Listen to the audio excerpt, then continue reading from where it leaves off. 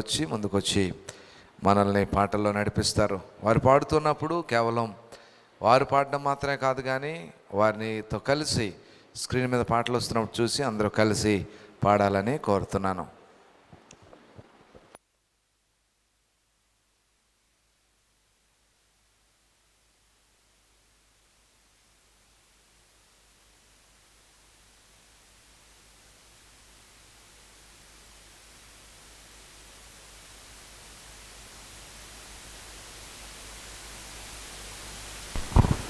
హల్లెలూయా.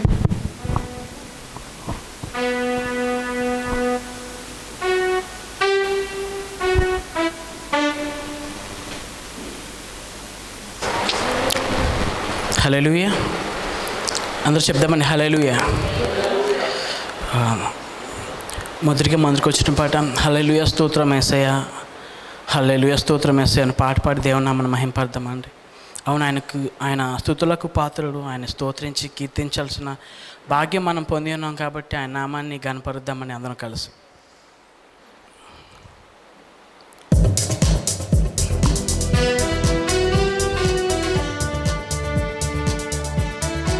అందరం చప్పట్లు కొడుతూ ఆయన నామాన్ని కీర్తిద్దాం.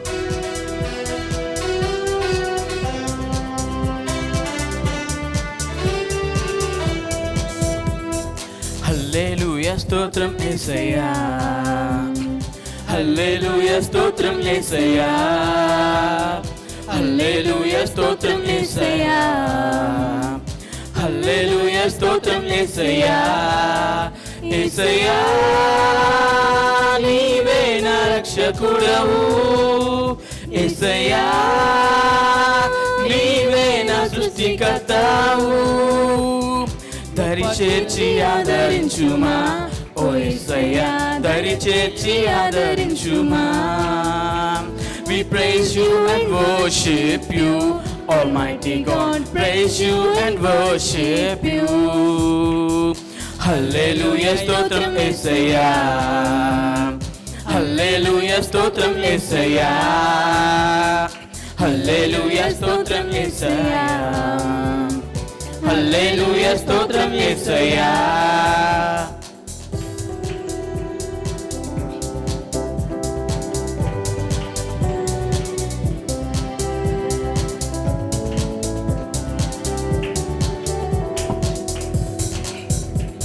స్తుతులకు పాత్రుడా స్తోత్రించి కీర్తింతును, కొనియాడి పొగడెదన్ ఓ యేసయ్యా.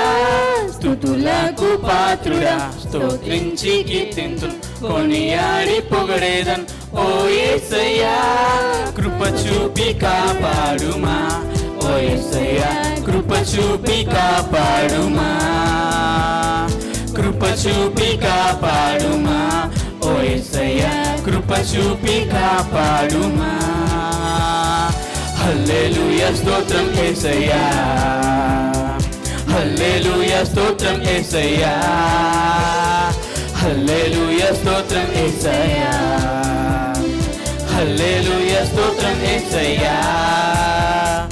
పరిశుద్ధ తండ్రివి పరమా స్వరూపి సర్వాధికారి ఓ యేసయ్యా, పరిశుద్ధ తండ్రి పరమా స్వరూపి సర్వాధికారి ఓ యేసయ్యా.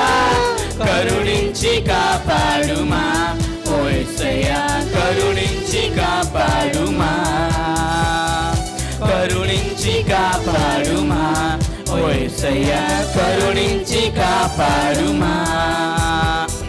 హల్లెలూయా స్తోత్రం యేసయ్యా, హల్లెలూయా స్తోత్రం యేసయ్యా, హల్లెలూయా స్తోత్రం యేసయ్యా, హల్లెలూయా స్తోత్రం యేసయ్యా. చెప్తాం యేసయ్యా, యేసయ్యా నీవే నా రక్షకుడవు, యేసయ్యా నీవే నా సృష్టికర్తవు, దరి చేర్చి ఆదరించుమా ఓ యేసయ్యా, దరి చేర్చి ఆదరించుమా.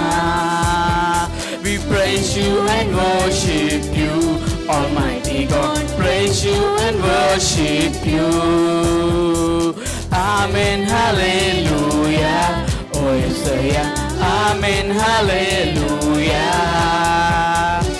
ఆమెన్ హల్లెలూయా, ఓ యేసయ్యా ఆమెన్ హల్లెలూయా,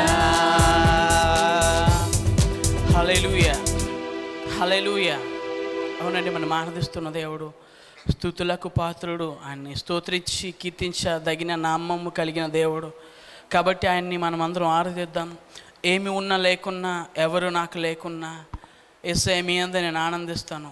నా మందల గొర్రెలు లేకున్నా, నా సమస్తము అన్నీ కోల్పోయినా కూడా నేను నిన్నే ఆరాధిస్తాను ప్రభువా, నీలోనే ఆనందిస్తానని ఒక తీర్మానం కలిగిన ఈ పాటను పాడి మనం అందరం దేవుణ్ణి స్తుతిద్దామండి.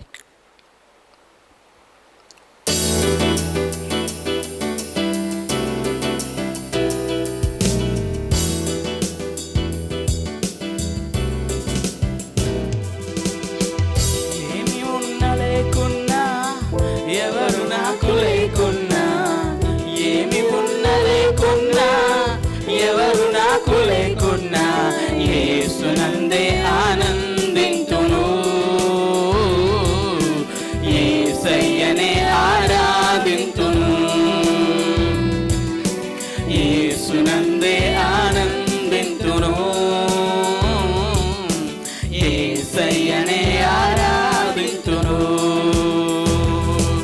ఆనందింతును, ఆరాధింతును, ఆనందింతును, ఆరాధింతును, యేసునందే ఆనందింతును, యేసయ్యనే ఆరాధింతును, యేసునందే ఆనందింతును, యేసయ్యనే ఆరాధింతును. మందలో గొర్రెలు లేకున్నా, శాలలో పశువులు లేకున్నా, ఏ కాలమైనను నాకు లేమి కలిగినను నీ అందే ఆనందిస్తాను తండ్రి అని ఆయన ఆనందిస్తాం.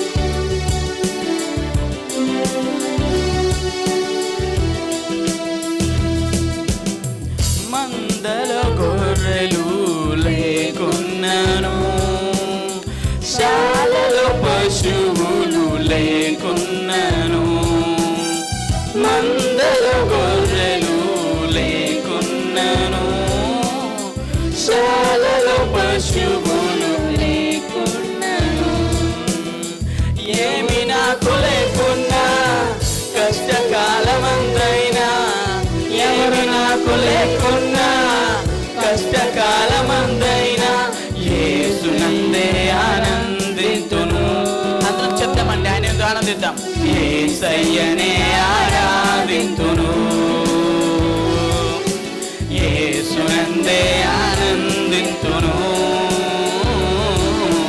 యేసయ్యనే ఆరాధింతును, ఆనందింతును, ఆరాధింతును, ఆనందింతును, ఆరాధింతును, యేసునందే ఆనందింతును, యేసయ్యనే ఆరాధింతును, యేసునందే ఆనందింతును, యేసయ్యనే ఆరాధింతును. ద్రాక్ష చెట్లు ఫలించకున్నను, అంజూరపు చెట్లు పూయకున్నను, ద్రాక్ష చెట్లు ఫలించకున్నను, అంజూరపు చెట్లు పూయకున్నను, ఏమి నాకు లేకున్నా నష్ట సమయమందైనా, ఏమి నాకు లేకున్నా నష్ట సమయమందైనా యేసునందే ఆనందింతును, యేసయ్యనే ఆరాధింతును. అందరూ చెప్తాం. యేసునందే ఆనందింతును, యేసయ్యనే ఆరాధింతును, ఆనందింతును, ఆరాధింతును, ఆనందింతును, ఆరాధింతును,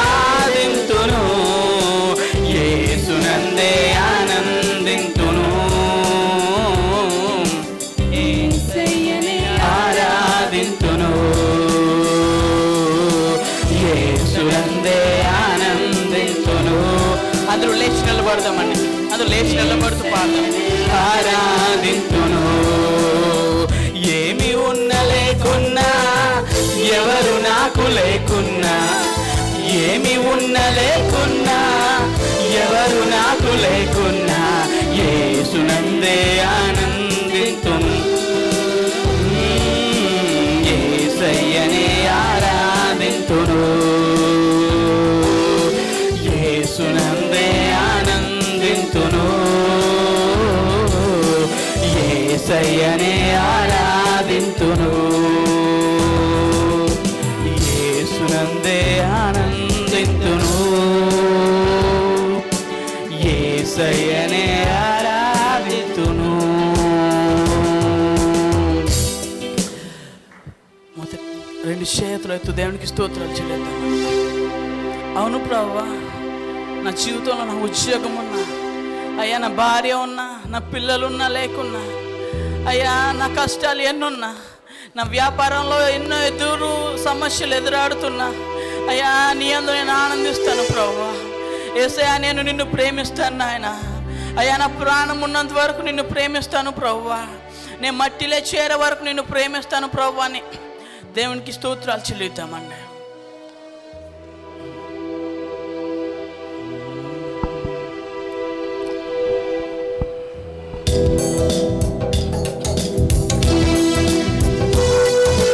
ప్రేమించేదా యేసురాజా, నా తండ్రి, నా ప్రాణం ఉన్నంత వరకు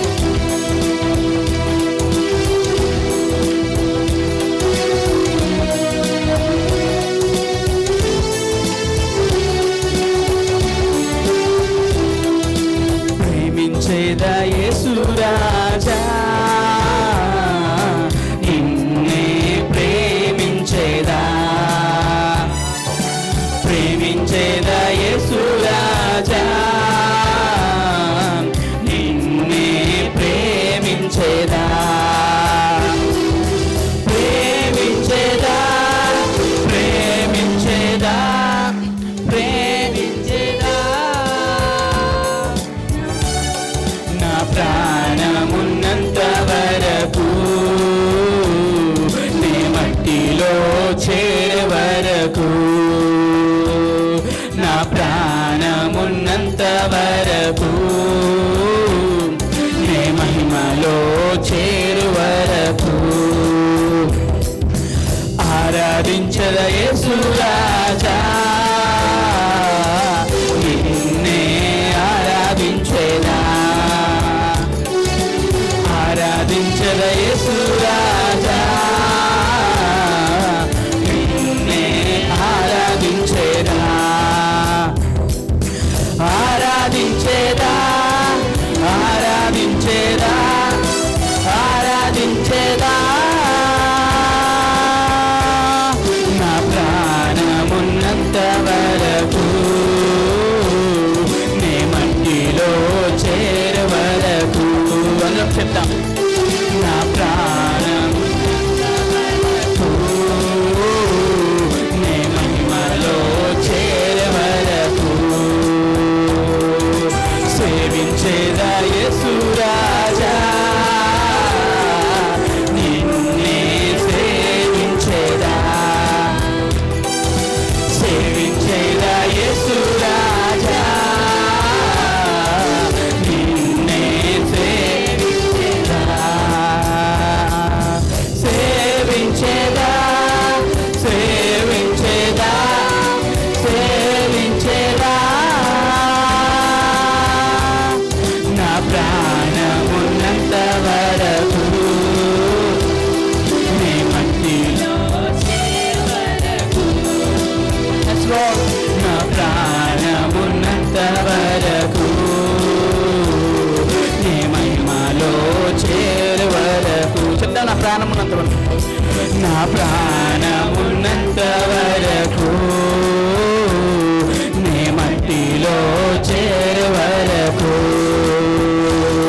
నా ప్రాణమున్నంత వరకు,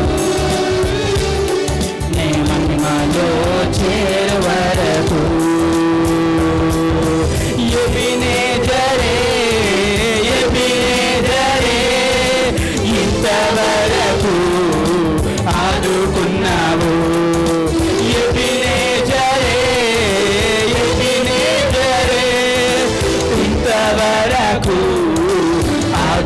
ఆదుకున్నావు నన్ను ఇంతవరకు, ఆదుకున్నావు నన్ను ఇంతవరకు, ఆదుకున్నావు.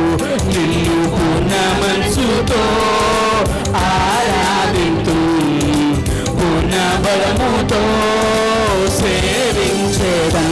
నిన్ను పూర్ణ మనసుతో ఆరాధింతు, పూర్ణ బలముతో సేవించేదం. ఆరాధన ఆరాధన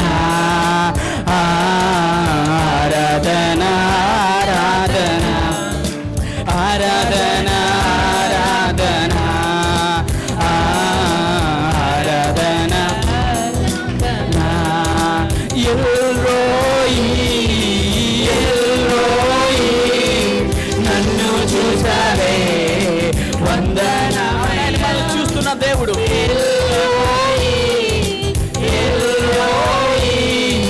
నన్ను చూసావే వందనమయ్యా, నీవు నన్ను చూసావే వందనమయ్యా, నన్ను చూసావే. నిన్ను పూర్ణ మనసుతో ఆరాధన, పూర్ణ మనసుతో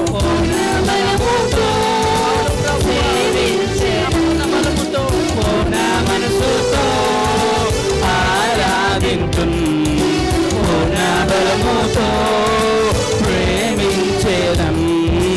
ఆరాధన ఆరాధన ఆరాధన ఆరాధన ఆరాధన ఆరాధన ఆరాధన ఆరాధన ఆరాధన ఆరాధన ఆరాధన. ప్రేమించేదం అధికముగా ఆరాధింతు, ఆశక్తితో ప్రేమించేదం అధికముగా ఆరాధింతు, ఆశక్తితో. నిన్ను పూర్ణ మనసుతో ఆరాధింతు, పూర్ణ బలముతో సేవించేదం. నిన్ను పూర్ణ మనసుతో ఆరాధింతు, పూర్ణ బలముతో సేవించేదం. ఆరాధన ఆరాధన ఆరాధన ఆరాధన ఆరాధన ఆరాధన ఆరాధన ఆరాధన. చేతులు పైకి చెప్తామండి. ఆరాధన ఆరాధన ఆరాధన ఆరాధన ఆరాధన ఆరాధన. ప్రేమించేద యేసు రాజా, నిన్నే ప్రేమించేదా, ప్రేమించేద యేసు రాజా, నిన్నే ప్రేమించేదా, ప్రేమించేదా ప్రేమించేదా ప్రేమించేదా.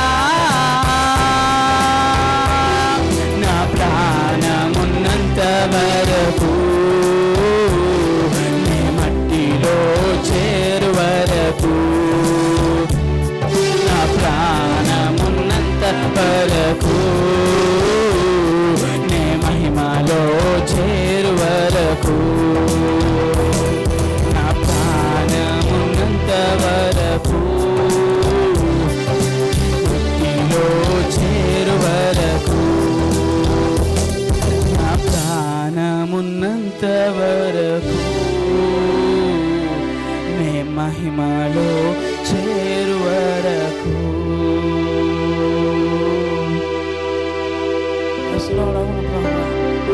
అయినా ప్రాణం ఉన్నంత వరకు, మా ప్రాణాలు ఉన్నంత వరకు మిమ్మల్ని స్తుతిస్తాం ప్రభు. అయ్యా మిమ్మల్ని ఆరాధిస్తాం నాయన. ఎందుకంటే నీవు అత్యున్నత సింహాసనంపై ఆసీనుడమైన దేవుడు అవుతాడు. అత్యంత ప్రేమ, కృప, కనికరం కలిగిన వాడవు, నీకు వందనాలు. నీవు ఆశ్చర్యకరుడు మా మధ్యలో నివసిస్తున్నావు, నీకు స్తోత్రం. Thank you Jesus, thank you Jesus. Hallelujah, hallelujah, hallelujah. Thank you Jesus.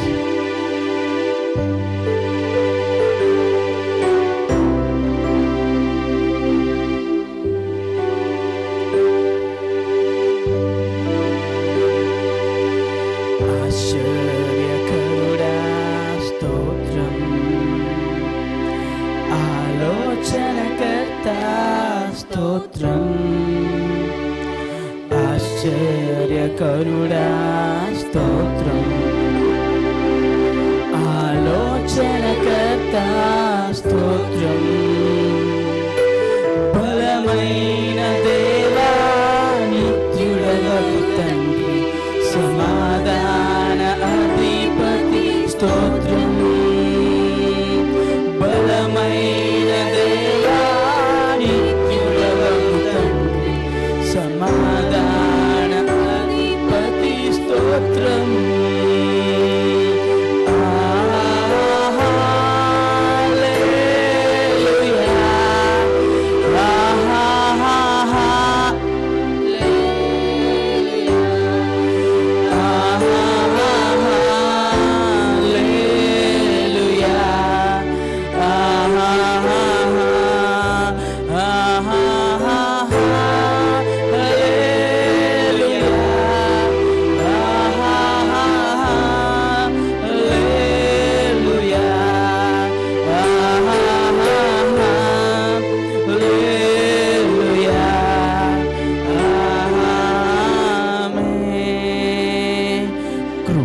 సత్య సంపూర్ణుడ స్తోత్రం.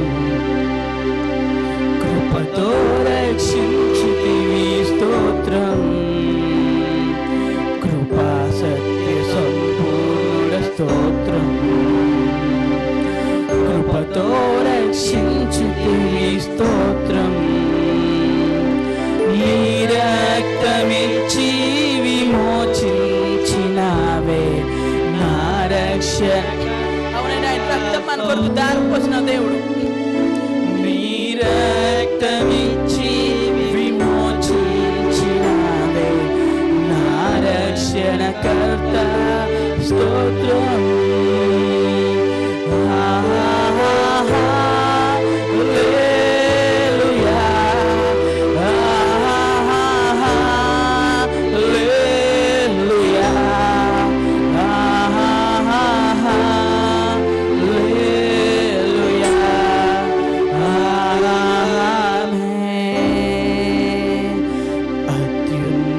సింహాసనం ఆసీనుడవైన నా దేవా, అత్యున్నత సింహాసనముపై ఆసీనుడవైన నా దేవా, అత్యంత ప్రేమా స్వరూపివి నీవే. ఆరాధింతును నిన్నే, అత్యంత ప్రేమా స్వరూపివి నీవే. ఆరాధింతును. రెండు చేతులు పైకెత్తి చెప్తాం.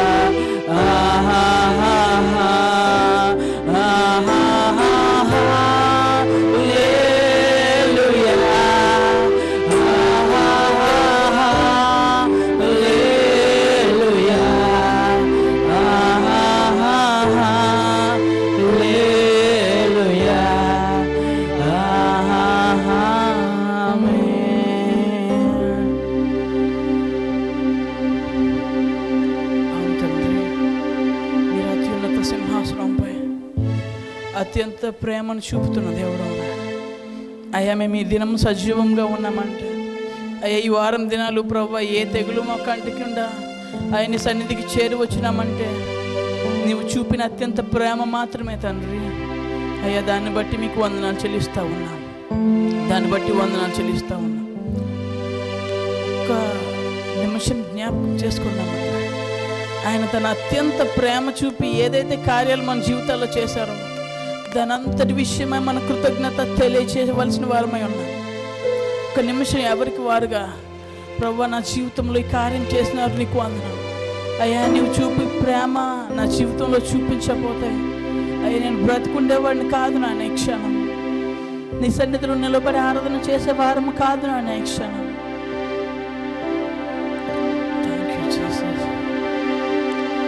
Thank you Jesus. అవును ప్రభువా, థ్యాంక్ యూ జీసస్. వందనాలు యేసయ్యా. మహాపరిశుద్ధుడా మీకు వందనాలు తండ్రి. ఈ వారం దినాలు మీరు ఎక్కల చాట్లో మమ్మల్ని కాపాడారు, నీకు వందనాలు అయ్యా. ఆపత్కాలంలో పర్ణశాలలో దాచినట్లు నాయన మమ్మల్ని దాచినావు, నీకు వందనాలు తండ్రి. అయ్యా నీ సంఘం అంతటిగా ప్రభువా మేము కూడి ఆరాధించడానికి ఇచ్చిన కృపను బట్టి వందనాలు చెల్లిస్తున్నాం తండ్రి.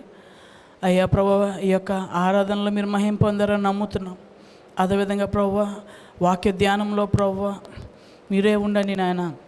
అభిషక్తుల ద్వారా ప్రభువా మీరు మాతో మాట్లాడండి. నీ వాక్యం సూటిగా మా హృదయాల్లో తాకబడి కృపను అట్టి ఆత్మశక్తిని నీ దాసునికి దయచేయమని అయ్యా మహిమగంత ప్రభావాలు మీరే పొందమని యేసు పరిశుద్ధ నామములో అడుగుచున్నాం తండ్రి, ఆమేన్.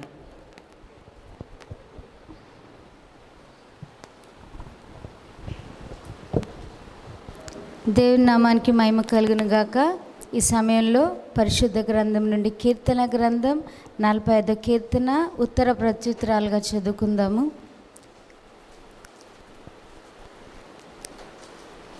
75వ కీర్తన. దేవా మేము నీకు కృతజ్ఞతాస్తుతులు చెల్లించుచున్నాము, నీవు సమీపంగా ఉన్నావని కృతజ్ఞతాస్తుతులు చెల్లించుచున్నాము. నరులు నీ ఆశ్చర్య కార్యములను వివరించుదురు. నేను యుక్త కార్యమును కనిపెట్టుచున్నాను, నేనే న్యాయం బట్టి తీర్పు తీర్చుచున్నాను. భూమియు దాని నివాసులందరూ లయమగునప్పుడు నేనే దాని స్తంభములను నిలుపుదును. అహంకారుల యుండకుడని అహంకారులకు నేను ఆజ్ఞ ఇచ్చుచున్నాను. కొమ్ము ఎత్తకుడి, ఎత్తుగా కొమ్ము ఎత్తకుడి, పొగరు పట్టిన మాటలాడకుడి అనే భక్తిహీనులకు నేను ఆజ్ఞ ఇచ్చుచున్నాను. తూర్పు నుండి అయినను పడమటి నుండి అయినను అరణ్యము నుండి అయినను హెచ్చగలగదు. దేవుడే తీర్పు తీర్చువాడు, ఆయన ఒకని తగ్గించును ఒకని హెచ్చించును. యెహోవా చేతిలో ఒక పాత్ర ఉన్నది, అందులోని ద్రాక్షారసము పొంగుచున్నది, అది సంభారముతో నిండి ఉన్నది, ఆయన దానిలోనిది పోయిచున్నాడు. భూమి మీదనున్న భక్తిహీనులందరూ మట్టితో కూడా దానిని పీల్చి మిరింగివేయవలను. నేనైతే నిత్యము ఆయన స్తుతిని ప్రచురము చేయుదును, యాకోబు దేవుని నేను నిత్యము కీర్తించెదను. ఆఖరి వచనము అందరం కలిసి చదువుదాం. భక్తిహీనుల కొమ్ములన్నిటినీ నేను విరగగొట్టెదను, నీతిమంతుల కొమ్ములు హెచ్చింపబడును. దేవుడి పరిశుద్ధ వాక్యాన్ని మన వినికిడిలో దీవించునుగాక. ఆమేన్.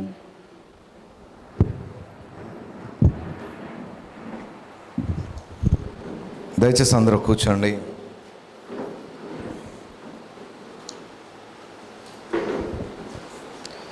చాలా సంతోషం. ఈ ఆదివారం మరొకసారి ఈ రెండవ ఆరాధనలో మనం కలిసి ప్రభుని ఆరాధించడానికి ఆయన మనల్ని ఆయన మందిరంలోనికి ప్రభు తీసుకుని వచ్చారు. అందుకొరకు దేవునికి వందనాలు చెల్లిస్తూ ఉన్నాను.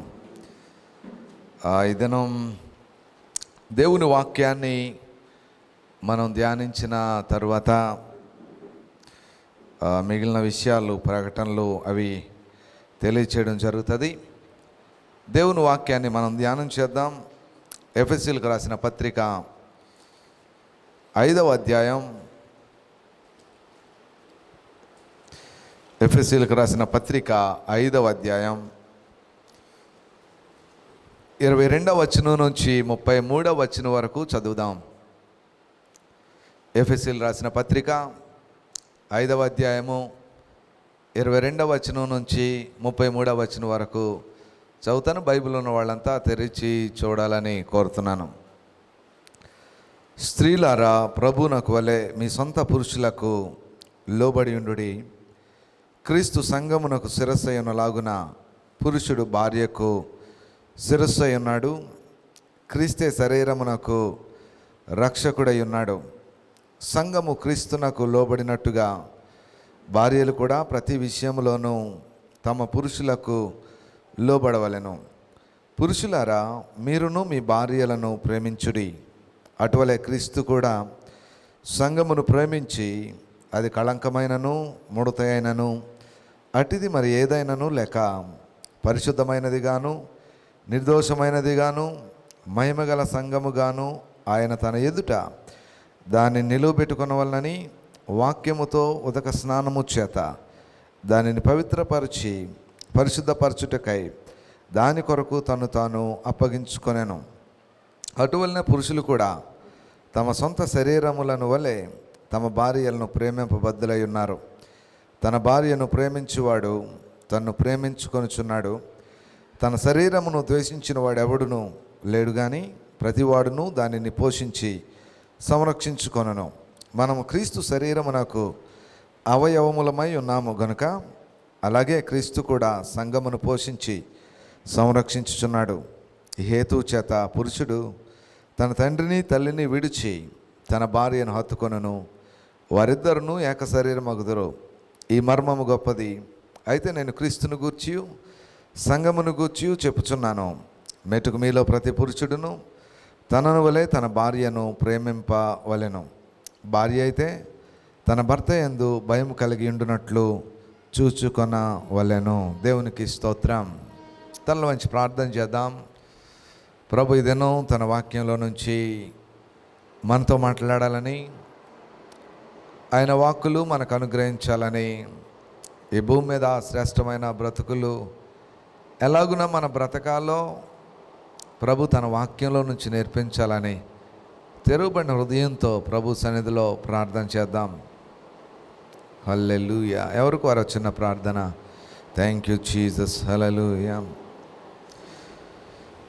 నీకు ఇలాలో ఏదియు లేదు అసాధ్యమో,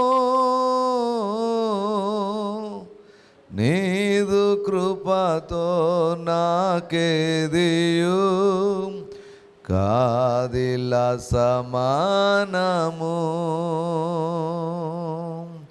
నీకు ఇలాలో ఏదియు లేదు అసాధ్యము, నీదు కృపతో నాకేదియు కాదిల సమానము. నీ మాట చాలయ్యా, నీ చూపు చాలయ్యా, నీ తోడు చాలయ్యా, నీ నీడ చాలయ్యా. అందరూ పాడదాం. నీ మాట చాలయ్యా, నీ తోడు చాలయ్యా, నీ నీడ చాలయ్యా. తండ్రి మీకు వందనాలు. ఈ సమయంలో మీ పాద చెంతకు వస్తున్నాం. నీ శ్రేష్టమైన వాక్కులు మాకు అనుగ్రహించండి. ఈ లోకంలో మేము మీ కొరకు శ్రేష్టమైన బ్రతుకులు ఎలా బ్రతకాలో మీ వాక్యంలో నుంచి మాతో మాట్లాడండి. మీ చిత్తానికి లోబడే స్వభావాన్ని మనకు అనుగ్రహించండి. ఎత్తుబడే ప్రతి వాక్యము సాతానుడు ఎత్తుకొని పోకుండా ప్రతి హృదయంలో భద్రపరచడానికి మీ కృప అనుగ్రహించండి. ఎవరు ఎటువంటి ఆలోచనతో మనసులతో మీ సన్నిధిలో కూర్చున్నారో మీరు సమస్తం ఎరిగిన దేవుడవు నాయన, వారి ఆలోచనలు సఫలపరిచి నెరవేర్చమని ప్రార్థిస్తున్నాం. మీ వాక్యపు వెలుగులో మా జీవితాలు చూసుకుంటూ వాక్యాన్ని ధ్యానించడానికి మీ కృప మాకిమ్మని యేసయ్య నామములో ప్రార్థిస్తున్నాము తండ్రి.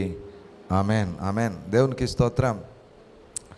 అలాగే చెప్పడం మర్చాను, ఈ వారంలో శుక్రవారం దేవుని మహాకృప వలన Sunday school teachers training program ఆశీర్వాదకరంగా జరిగింది. మన సంఘ సండే స్కూల్ టీచర్స్ మరియు ఆయా సంఘాల నుండి వచ్చిన వారు పాల్పొందారు. చాలా పాటలు అలాగే సండే స్కూల్ కూర్చున్న విషయాలు నేర్చుకున్నారు. అలాగే గతసారి మరి ఆదివారం నేను ఇచ్చిన ఆహ్వానం మేరకు కొంతమంది పరిచయం చేయడానికి వచ్చారు. కొంతమంది యవనస్తులు, పెద్దలు, స్త్రీలు పరిచయం చేయడానికి వచ్చారు. వారిని అందరిని బట్టి ప్రభుని స్తుతిస్తున్నాము. వారిని ప్రభు దీవించి ఆశీర్వదించునుగాక. ఆమేన్. దేవుని మహాకృపలో Sunday school teachers training programme జరిగింది. అలాగే సండే స్కూల్ క్లాసెస్ కూడా జరగవలసింది. వాటన్నిటి నిమిత్తం మీరు కంటిన్యూగా ప్రార్థన చేయాలని తెలియచేస్తూ ఉన్నాను. దేవునికి స్తోత్రం. ఇదేనా దేవుని వాక్య ధ్యానం కొరకు ఎఫెసీయులకు రాసిన పత్రిక 5వ అధ్యాయము 22 నుంచి 33 వరకు మనం చదువుకున్నాం. ఇది చదువుతూ ఉంటే మనకేం గుర్తొస్తుందంటే ఇక్కడ ఏదో పెళ్ళి అవుతున్నట్టు అనిపిస్తూ ఉంటుంది. ఎందుకంటే పెళ్ళిళ్ళు జరిగేటప్పుడు వాక్య భాగాన్ని, ఇది 3వ వాక్య భాగాన్ని సహజంగా చదువుతూ ఉంటారు. మరి పెళ్ళి అనగానే ఇక్కడ పెళ్ళిళ్ళు అవ్వాల్సిన వాళ్ళు కూడా కొంతమంది ఉన్నారు, ఏదో ఊహల్లోకి వెళ్ళిపోతూ ఉంటారు. నేను అనుకుంటున్నాను ఇవన్నీ చాలామందికి ఉపయోగకరంగా ఉంటాయి. పెళ్ళైన వాళ్ళకేమో సరి చేసుకోవడానికి సమయం, పెళ్ళి కాబోయే వాళ్ళకేమో జాగ్రత్త పడి అలా బ్రతకడం కొరకు ఈ మాటలు ఉపయోగపడతాయని నేను అనుకుంటున్నాను. ఎవరు ఎక్కువ బెనిఫిట్ పొందుతారు అంటే పెళ్ళి కాబోయే వాళ్ళు ఎక్కువ బెనిఫిట్ పొందుతారేమో. ఎందుకంటే పెళ్ళైన వాళ్ళు కొన్ని సరి చేసుకోగలరు, కొన్ని సరి చేసుకోలేరు. కానీ పెళ్ళి కాబోయే వాళ్ళు మాత్రం మనం ఈ కుటుంబాల గురించి మనం ధ్యానిస్తున్నప్పుడు వాళ్ళు ఇప్పటి నుంచే జాగ్రత్త పడతారు. పెళ్ళి అవ్వడానికి ముందు మేకప్లు ఎలాగ వేసుకుంటారో, పెళ్ళి అవ్వడానికి ముందు డ్రెస్సులన్నీ ఎలాగ రెడీ అవుతారో, అలాగే వాళ్ళు జీవించడానికి కూడా వాక్యం చాలా వరకు వారి జీవితాలు, కుటుంబ జీవితాలు నిలవబడడానికి ఉపయోగపడతాయి. నేను కోరుకునేది, నేను నమ్మేది ఏంటంటే మన కుటుంబాలు మనం జాగ్రత్త పడి బాగా మన వరకు మనం బ్రతకడం కాదు, మన కుటుంబాలు దేవుని వాక్య ప్రకారం జీవిస్తున్నప్పుడు అనేక మందికి మాదిరికరమైన కుటుంబాలుగా ఉండాలి అనేది నా కోరిక. అందుకొరకు దేవుని వాక్యం అనేకసార్లు కుటుంబాల గురించి దేవుడిచ్చిన ఇన్స్ట్రక్షన్స్, సలహాలు ఏవైతే ఉన్నాయో వాటన్నిటినీ మనం చూస్తూ ఉన్నాం. ఇంతకుముందు కొంచెం ఎలాబొరేట్గా ఒక్కొక్క వచనాన్ని ధ్యానం చేసేవాళ్ళం. ఇప్పుడు ఒక్కొక్క విషయాన్ని మనం ఒక్క గంటలో మనం ధ్యానం చేస్తాం. గత వారం అనగా ఈస్టరు, అలాగే గుడ్ ఫ్రైడేకి ముందు వారం ఈ అంశాలు, ఈ వచనాల్లో నుంచి మాట్లాడినప్పుడు రక్షించబడిన స్త్రీ ప్రభువును తెలుసుకొని మందిరానికి వెళుతున్న ప్రతి భార్య ఎలాగున జీవితాన్ని చక్కబెట్టుకోవాలి అనే దాన్ని గురించి దేవుని వాక్యంలో నుంచి మనం చూస్తున్నాం. కొన్నిసార్లు మన జీవితాలు దేవుని వాక్యము ఏంటో తెలియక పొరపాట్లు జరుగుతూ ఉంటాయి. అందుకొరకు దేవుని వాక్యం ఏంటో ఖచ్చితంగా మనకి తెలియాలి. భార్యలు, రక్షించబడిన వారు కుటుంబాల్లో ఎలా ఉండాలి, అలాగే రక్షించబడిన భర్తలు కూడా ఎలా ఉండాలి అనేది చాలా ప్రాముఖ్యం. ఈ రోజుల్లో నేను అనుకుంటున్నాను ఈ బోధ చాలా ఎక్కువ ప్రాముఖ్యమైనది. సంఘాల్లో సహజంగా బోధించడం అరుదుగానే జరుగుతూ ఉంటుంది. ఇలాంటి మాటలు ఎప్పుడు పెళ్ళిళ్ళలో బోధిస్తూ ఉంటారు. పెళ్ళిళ్ళలో బోధించినప్పుడు కూడా వెనకాతల పెళ్లి జరిపించే వాళ్ళు పాస్ట్ గారిని కంగారు పెట్టేస్తూ ఉంటారు. ఏం కంగారు పెడతారంటే మెసేజ్ ముగించండి, టైం అయిపోతుంది, భోజనాలు టైం అయిపోతుంది అంటారు. అదే భోజనం చేసిన వాళ్ళు వెనకాతలు ఎక్కువ మంది ఉన్నారు, తక్కువ తినండి అనరు. మెసేజ్కి వచ్చేసరికి మాత్రం టైం అయిపోతుందని కంగారు పెట్టేస్తూ ఉంటారు. మెసేజ్ కట్ చేయగలం, భోజనం కట్ చేయలేం, అదే ప్రాబ్లం. కానీ ఇలాంటి సందర్భాల్లో దేవుని వాక్యము కుటుంబాల గురించి ఏం చెప్తుందో చాలా వరకు మనకు ఉపయోగపడతాయి. అయితే ఒకవేళ ఇక్కడ లేని వారైనా, ఇక్కడ మిస్ అయినా మన యూట్యూబ్ ఛానల్లో ఈ మెసేజ్లన్నీ అందుబాటులో ఉంటున్నాయి. ఒకవేళ నేను భార్యల గురించి బోధిస్తే భర్తలు ఏమైనా దాన్ని కామెంట్ చేయాలనుకుంటే మళ్ళీ వినండి దాన్ని, ఏం జరిగాను. ఒకవేళ భర్తల గురించి బోధించబడితే భార్యలు తెలుస్తుంది భర్తలు ఏం తప్పులు చేస్తున్నారు అనేది. మీరు ఇంట్లో లౌడ్ స్పీకర్ పెట్టి మెసేజ్ పెడతా ఉండండి అప్పుడప్పుడు. భర్తలు ఆ మాటలు విని ఆటోమేటిక్గా మారుతారేమో. దేవునికి స్తోత్రం. అందుకొరకు కుటుంబాన్ని గురించి మనం కొన్ని విషయాలు మనం ధ్యానం చేస్తాం. ఒకే వృద్ధులు అనుకుంటారు మాకెందుకు ఈ బాధ, ఈ సోదంతా మాకెందుకు అని కొంతమంది అనుకుంటారు. నేను వృద్ధులకు చెప్పే మాట ఏంటంటే, మీరు మీ తరువాత మీ పిల్లలు, మీ మనవళ్ళు, మనవరాళ్ళకి మీరు విషయాల్ని కుటుంబాల్లో బోధించగలిగితే వాళ్ళు మంచి కుటుంబాలుగా మీ తరువాత తరాల్లో వారు స్థిరపరచబడతారు.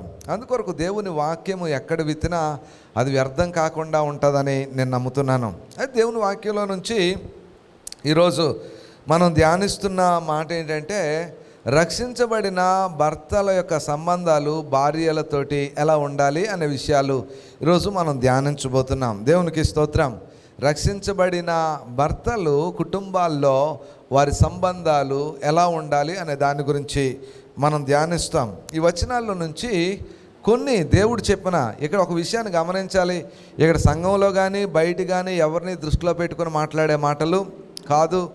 దేవుని వాక్యము ఖచ్చితంగా ఏం చెప్తుందో, దేవుని వాక్యము ఏం బోధిస్తుందో ఆ బోధ మాత్రమే చెప్పాలని ఆశపడుతున్నాను. అందుకొరకు కుటుంబాల్లో భర్తలు ఎలా ఉండాలి అనే దాని గురించి దేవుని వాక్యంలో మనం ధ్యానం చేద్దాం.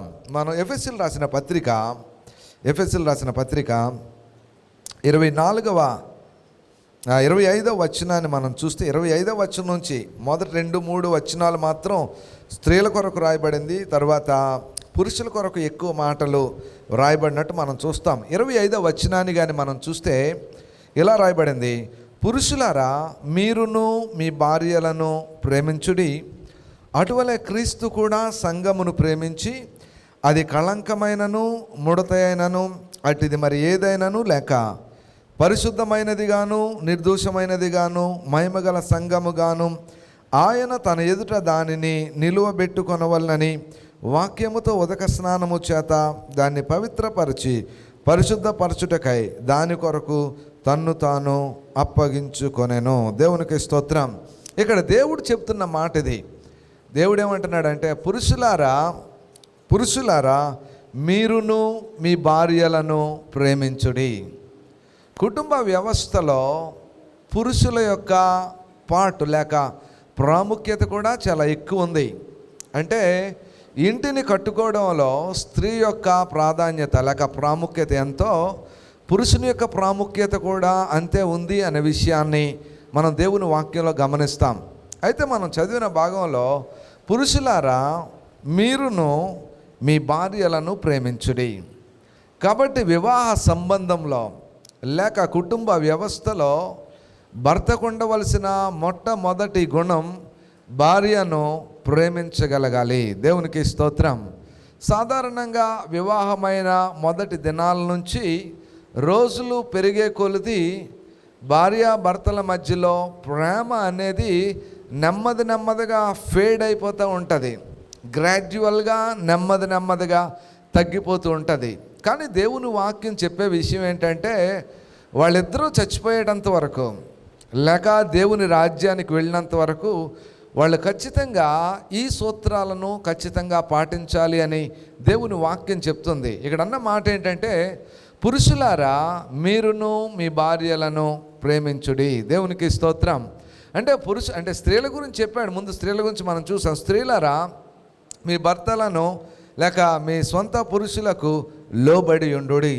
ఈ రెండు ఎప్పుడూ సాధారణంగా మ్యూచువల్ అండర్స్టాండింగ్, ఒకదానితో ఒకటి ఖచ్చితంగా ముడిపడి ఉంది అనే విషయాన్ని మనం చూడొచ్చు.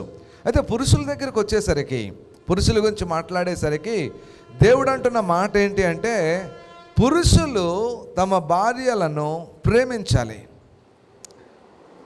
ఎలా ప్రేమించాలి లేక ఎంత % ప్రేమించాలి అంటే, దేవుని వాక్యం చెప్పేది కంప్లీట్గా 100% ప్రేమించాలి. ఇక్కడ దేవుని మాట అదే, పురుషులారా మీరును మీ భార్యలను ప్రేమించండి. సాధారణంగా లోకంలో ఉన్న ప్రేమ అయితే ఎలా ఉంటుందంటే, అది ఒక విధంగా ఉంటుంది. అంటే ఉదాహరణకి లోకంలో ప్రేమిస్తున్నామని నటించే వాళ్ళు ఉన్నారు, లోకంలో ప్రేమిస్తున్నామని నిజంగా ప్రేమించే వాళ్ళు ఉన్నారు. లోకంలో ప్రేమిస్తున్నామని నటించే వాళ్ళు కూడా చేసే పని ఏంటంటే, ప్రేమ అంటే ఏదో మంచి వస్తువు కొనివ్వడం మాత్రమే అనుకుంటారు. అంటే ఒక కుక్క గొలుసులాగా 5 తులాల బంగారం గొలుసు ఒకటి మెడలో కట్టేస్తే భార్య అనుకుంటుంది భర్త నన్ను ప్రేమిస్తున్నాడు అని అనుకుంటుంది. కానీ గొలుసు కట్టేసి ఎక్కడికి వెళ్ళిపోయినా పర్లేదు, అంటే ఎక్కడ తిరిగినా పర్లేదు. అంటే ప్రేమ అనేది కొన్నిసార్లు ఇలాంటి వాటితోనే ముడిపడి ఉందని మనుషులు అనుకుంటూ ఉంటారు. కొన్నిసార్లు భర్త భార్యను ప్రేమిస్తున్నాడు అని చెప్పడానికి సాయంత్రం పూట ఒక 1 కేజీ జిలేబీ కొని తెచ్చారు అనుకోండి, అయ్యో మా ఆయన ఎంత ప్రేమిస్తున్నాడో అనుకుంటారు. అదే ఒకవేళ మన పెంతుకొచ్చి చర్చోళ్ళు కాకుండా బయట వాళ్ళు అయితే ఒక 3 మల్లెపూలు తీసుకొస్తే చాలు, ఇంకా మా భర్త బంగారం, మా భర్త లాంటి భర్త ఇంక భూమి మీద పుట్టలేదు, పుట్టబోడు, ఇక ఉండడు అని కూడా వర్ణించే స్త్రీలు కూడా లేకపోలేదు. అయితే దేవుని వాక్యము ప్రేమ గురించి ఏం చెప్తుంది? దేవుని వాక్యము ప్రేమ గురించి ఏం మాట్లాడుతుంది? ప్రేమించడం అంటే ఏంటి? భర్త ఎలా ప్రేమించాలి? లేక దేవుడు ఇక్కడ సాదృశ్య రూపమైన కొన్ని మాటలు దేవుని వాక్యంలో చెప్తున్నాడు. ప్రేమ గురించి ఇక్కడ దేవుని వాక్యంలో మనం చూస్తే మొదట అంటున్నాడు, పురుషులారా మీరును మీ భార్యలను ప్రేమించుడి. మీ భార్యను ఎలా ప్రేమించాలి అనే దాని గురించి కింద వచనాల్లో ఎక్స్ప్లెనేషన్ ఇస్తున్నాడు. మొదటిగా అంటున్నాడు, ఏమంటున్నాడంటే దేవుని వాక్యంలో, క్రీస్తు సంఘమును ప్రేమించినట్లు పురుషుడు తన భార్యను ప్రేమించాలి. ఇది మొదటి సూత్రం లేక సిద్ధాంతం. ఏంటంటే క్రీస్తు సంఘమును ప్రేమించినట్లు పురుషుడు తన భార్యను ప్రేమించాలి. క్రీస్తు సంఘాన్ని ఎలాగూ ప్రేమించాడు? క్రీస్తు సంఘాన్ని ఎంతవరకు ప్రేమించాడు? క్రీస్తు సంఘాన్ని ఏ విధంగా ప్రేమించాడు అనే విషయాన్ని చూస్తే, క్రీస్తు సంఘాన్ని ప్రేమించిన విధానం ఎలా ఉంటుందంటే, తాను సంఘము కొరకు ప్రాణమిచ్చినంత వరకు ప్రేమించాడు. దేవునికి స్తోత్రం. అంటే క్రీస్తు తన ప్రాణాన్ని సంఘం కొరకు ప్రేమిస్తున్నాడు కాబట్టి తన ప్రాణాన్ని సంఘము కొరకు అర్పించాడు అనే విషయము దేవుని వాక్యం తెలియజేస్తుంది. దీన్ని ఆధారం చేసుకొని కుటుంబంలో భర్త భార్యను ప్రేమించడం అనేది ఎలా ఉండాలి అంటే, ఒక 1 కేజీ స్వీట్తో సరిపెట్టుకునేది కాదు, ఒక 2-3 తులాల బంగారంతో గిఫ్ట్ ఇచ్చి సరిపెట్టుకునేది కాదు, లేక ఒక 5,000 రూపాయల పట్టు చీర కొనమంటే పరిగెత్తుకొని వెళ్ళిపోయి 10,000 రూపాయల పట్టు చీర కొనే దానితోటి సమానమైనది కాదు. It's beyond that. ఇది అంతకంటే చాలా ఎక్కువైంది. దేవుని వాక్యం చెప్తుంది, క్రీస్తు సంఘమును ప్రేమించినట్లు భర్త భార్యను ప్రేమించాలి. అంటే తన ప్రాణము కంటే లేక ప్రాణమిచ్చినంతగా ప్రేమించాలి. దేవునికి స్తోత్రం, హల్లెలూయా. మనకు ఒక స్టోరీ తెలుసు కదా, కొత్తగా 2 పెళ్ళయిందంట యవనస్తులకి, భార్య భర్తలు. వాళ్ళిద్దరూ హనీమూన్కి నడుచుకుంటూ వెళుతూ ఒక సిటీలో నుంచి అడవిలోకి వెళ్ళిపోయారు. వాళ్ళకి టైం తెలియలేదు, చీకటి తెలియలేదు, పగలు తెలియలేదు. నడుచుకుంటా వెళ్ళిపోతే వెళ్తా కొంచెం దూరం వెళ్ళేసరికి వారికి అనుకోకుండా ఎలుగుబంటి తెలుసు కదా ఎదురొచ్చిందంట. ఎదురొచ్చేసరికి ఇద్దరు కంగారు పడి ఆ ఎలుగుబంటి దగ్గరికి వచ్చేటప్పటికి భర్త పరిగెత్తుకొని వెళ్ళిపోయి ఒక చెట్టు ఎక్కేసాడు. కానీ భార్యకు చెట్టు ఎక్కడం చేత కాదు కదా. అప్పుడు ఎప్పుడో చిన్నప్పుడు విన్నదంట, ఏమనంటే ఎప్పుడైనా ఎలుగుబంటి ఎదురైతే వెంటనే చచ్చిపోయినట్టు ఊపిరాడకుండా పడుకుంటే అది చెవు దగ్గర ముక్కుల దగ్గర వాసన చూసి చచ్చిపోయడానికి వెళ్ళిపోద్ది అని చిన్నప్పుడు ఎప్పుడో విని భర్త చెట్టు ఎక్కేస్తే భార్య కింద పడిపోయి ఊపిరి తీయకుండా అలా ఉండిపోయిందంట. ఎలుగుబంటి రానే వచ్చింది, చెట్టు ఎక్కడానికి ప్రయత్నం చేసింది, చెట్టు ఎక్కలా కిందకు వచ్చింది. ఈ లోపల భార్య స్త్రీ పక్కన కనిపించింది, పడిపోయింది. వెళ్ళి ముక్కు దగ్గర చెవి దగ్గర వాసన చూసి ఆమె చనిపోయింది అనుకుని ఎలుగుబంటి వదిలేసి వెళ్ళిపోయింది. అది వెళ్ళిపోయిన కొద్దిసేపటికి భర్త ఆ చెట్టు మీద నుండి కిందకు వచ్చి ఆ భార్యను అడుగుతున్నాడంట. ఏమని అడిగాడంటే, ఎలుగుబంటి నీ దగ్గరికి వచ్చింది కదా, నీ చెవిలో ఏదో చెప్పింది, ఏం చెప్పింది చెప్తావా అని అడిగాడంట. అప్పుడు ఆ భార్య అన్నదంట, అప్పుడు భార్య చెప్పిందంట, నీలాంటి ప్రేమ లేని భర్తతోటి కాపురం చేయదు, ఇది ఎప్పుడైనా చంపేస్తాడు నిన్ను అన్నదని చెప్పిందంట. అంటే విషయం ఏంటి అంటే, కొన్నిసార్లు ప్రాణం పోయినంత వరకు భార్యను ప్రేమించలేరు చాలామంది. పెళ్ళైన కొత్తలో హుషారుగా ఇద్దరు కలిసి హాస్పిటల్కి వెళ్తారు, ఇద్దరు కలిసి తిరుగుతారు. ఇంకో కొన్ని రోజులైన తర్వాత ఎవరో హాస్పిటల్ తీసి ఇంకో కొన్ని రోజులైన తర్వాత అత్తవారింటికి పంపిస్తారు. ఇంకో కొన్ని రోజులైన తర్వాత రోగం పోయిన తర్వాత రా అని చెప్తారు. ఇట్స్ హ్యూమన్ మానవ సంబంధమైన ప్రేమలు. కానీ దేవుని వాక్యం చెప్తుంది భర్త భార్యను ఎలా ప్రేమించాలి అంటే, దేవుని వాక్యం చెప్తుంది క్రీస్తు సంఘమును ప్రేమించినట్టు ప్రేమించాలి. హల్లెలూయా. నేను ఎలా అనుకుంటాను, ఎవరైనా భార్య అస్మాటికి వాళ్ళ అమ్మోళ్ళ ఇంటికి వెళ్ళిపోతున్నాను అంటుంది అంటే దాని అర్థం ఏంటంటే భర్త ఆమెను సరిగా ప్రేమించట్లేదు కాబట్టి భార్య వాళ్ళ అమ్మోళ్ళ ఇంటికి వెళ్ళిపోతుంది.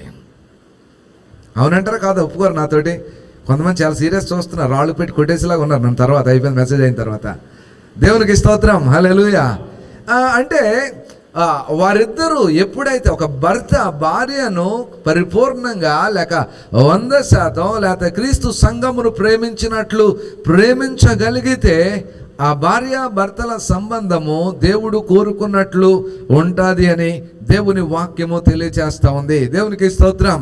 సాధారణంగా ఈ రోజుల్లో భర్త భార్యల సంబంధాలు లేక వివాహాలు కూడా ఇలాగే ఉన్నాయి కదా. ఎలా ఉన్నాయంటే మానాపురం సంతలో ఎద్దును నిలబెట్టి బేరమాడినట్లు ఉంటాయి ఇప్పుడు మన వివాహాలన్నీ. అంటే బేరాలు వస్తూ ఉంటాయి, ఎద్దును చూసి బేరం ఆడుతూ ఉంటారు. ఎద్దునంటే మొదట ఒక బేరం వస్తుంది, ఎద్దుకి చెప్తారు ఈ ఎద్దుకి 2 లక్షలు ఇస్తామంటారు. ఏ ఎద్దుకి? ఈ ఎద్దుకి అంటే పురుషుడి బేరాలు అలాగే ఉన్నాయి. ఆ ఎద్దుకి 2 లక్షలు ఇస్తామంటారు. ఇంకొకరు చూస్తారు ఆ ఎద్దును చూసి మళ్ళీ ఇంకొక టీం వస్తుంది, వాళ్ళు 2 లక్షలు పెట్టి కొనలేక వాళ్ళు వెళ్ళిపోతారు. ఇంకొక పార్టీ వస్తుంది ఆ ఎద్దును కొనడానికి. వెంటనే ఈ ఎద్దును అమ్మే వాళ్ళు చెప్తారు ఆ 2 లక్షలు కొనలేకపోయారు కదా, ఈసారి 4 లక్షలు చెప్తాం 2 లక్షలైనా వస్తుందేమో. ఎంత? ఈసారి 4 లక్షలు చెప్తాం 2 లక్షలైనా వస్తుందేమో. అప్పుడు ఎద్దుకి రేటు కడతారు, మళ్ళీ అంటారు 4 లక్షలు అంటారు. ఎందుకు 4 లక్షలు అంటే అది పుట్టినప్పటి నుంచి ఎంత మేత పెట్టాం, ఎంత దానికి ఖర్చు పెట్టాం, ఆ ఎద్దుకి 4 లక్షలు అని చెప్తారు. చివరికి ఎవడో ఒకడు ఆ ఎద్దును కొనుక్కుంటాడు. ఆ ఎద్దును కొనుక్కున్న తర్వాత కొనుక్కున్నవాడు ఎద్దుతోటి అన్ని రకాల చాకరీ చేయించుకుంటారు. ఈ రోజుల్లో వివాహ సంబంధాలు అనేవి ఇలాగే ఉన్నాయి. అంటే దేవుడు ఏదైతే ఉండాలని కోరాడో అవి ఉండటం లేదు, దేవుడు ఏవి వద్దన్నాడో అవి ఉండడం వలన కుటుంబ వ్యవస్థ చిన్నాభిన్నం అయిపోతుంది. దేవుడే కుటుంబ వ్యవస్థను ఏర్పాటు చేశాడు. God design the family life. దేవుడే వివాహాన్ని కుటుంబాన్ని డిజైన్ చేశాడు కాబట్టి ఆ వివాహము కుటుంబం ఎలాగుండాలో దేవుడు చెప్తున్నాడు. ఇది నేను మాట్లాడే మాట కాదు, దేవుడు చెబుతున్నాడు.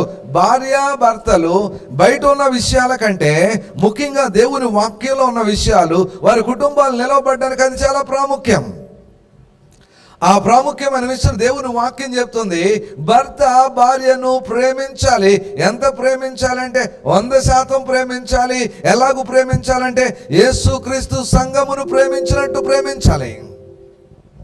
యేసుక్రీస్తు సంఘమును ప్రేమించినట్లు ప్రేమించాలి. దేవునికి స్తోత్రం, హల్లెలూయా. ఈ రోజుల్లో అన్నీ కనిపిస్తున్నాయి కానీ వివాహ విషయాలు మాట్లాడుకునేటప్పుడు, వివాహ సంబంధాల గురించి మాట్లాడేటప్పుడు అన్నీ చూస్తున్నాం కానీ దేవుని యొక్క వాక్యానుసారమైన కుటుంబము కట్టబడ్డానికి, ఒక మంచి కుటుంబంగా స్థిరపరచబడ్డానికి ఏది ఉండాలి అనే దాన్ని మనం చాలాసార్లు పట్టించుకోవటం లేదు. ఏ కుటుంబములైతే భర్త భార్యను యేసుక్రీస్తు సంఘమును ప్రేమించినట్లు ప్రేమించగలుగుతారో ఆ కుటుంబాలు బాగుంటాయని దేవుని వాక్యము సెలవిస్తూ ఉంది. అందుకే కుటుంబంలో పెళ్ళయ్యేటప్పుడు ప్రమాణం చేస్తారు కదా, వ్యాధి అందును బాధ అందును లేమి అందును కలిమి అందును అన్నిటిలోనూ చివరకు మనల్ని మరణం ఇద్దరిని వేరు చేసినంత వరకు మేము కలిసే ఉంటామని వాళ్ళు ప్రమాణం చేస్తారు. దేవునికి స్తోత్రం, హల్లెలూయా. కానీ కొన్నిసార్లు ఈ రోజుల్లో కుటుంబాలు ఏమైందంటే ప్రేమ తగ్గిపోవడానికి గల కారణం ఏంటంటే ఆ ప్రేమ ఉండవలసిన స్థానంలో ఇంకేవేవో వచ్చేస్తున్నాయి మధ్యలోకి. అవన్నీ రావడం వల్ల ఏమవుతుందంటే ఫైనల్గా వారి కుటుంబ వ్యవస్థే చిన్నాభిన్నం అయిపోతుంది. అందుకు కుటుంబంలో మొదట ప్రేమ ఏలుబడి చేయాలి. కుటుంబంలో మొదట భర్త భార్యను ప్రేమించేవాడిగా ఉండాలి.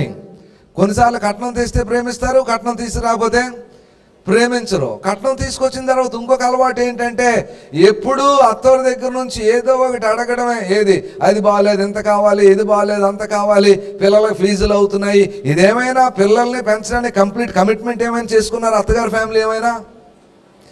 మొత్తం అంతా అక్కడి నుంచి ఏదో అడగడానికే. కానీ దేవుని వాక్యం చెప్తుంది, ఒక కుటుంబం మంచిగా కట్టబడాలి అంటే భర్త భార్యను యేసుక్రీస్తు సంఘమును ప్రేమించినట్లు ప్రేమించాలి.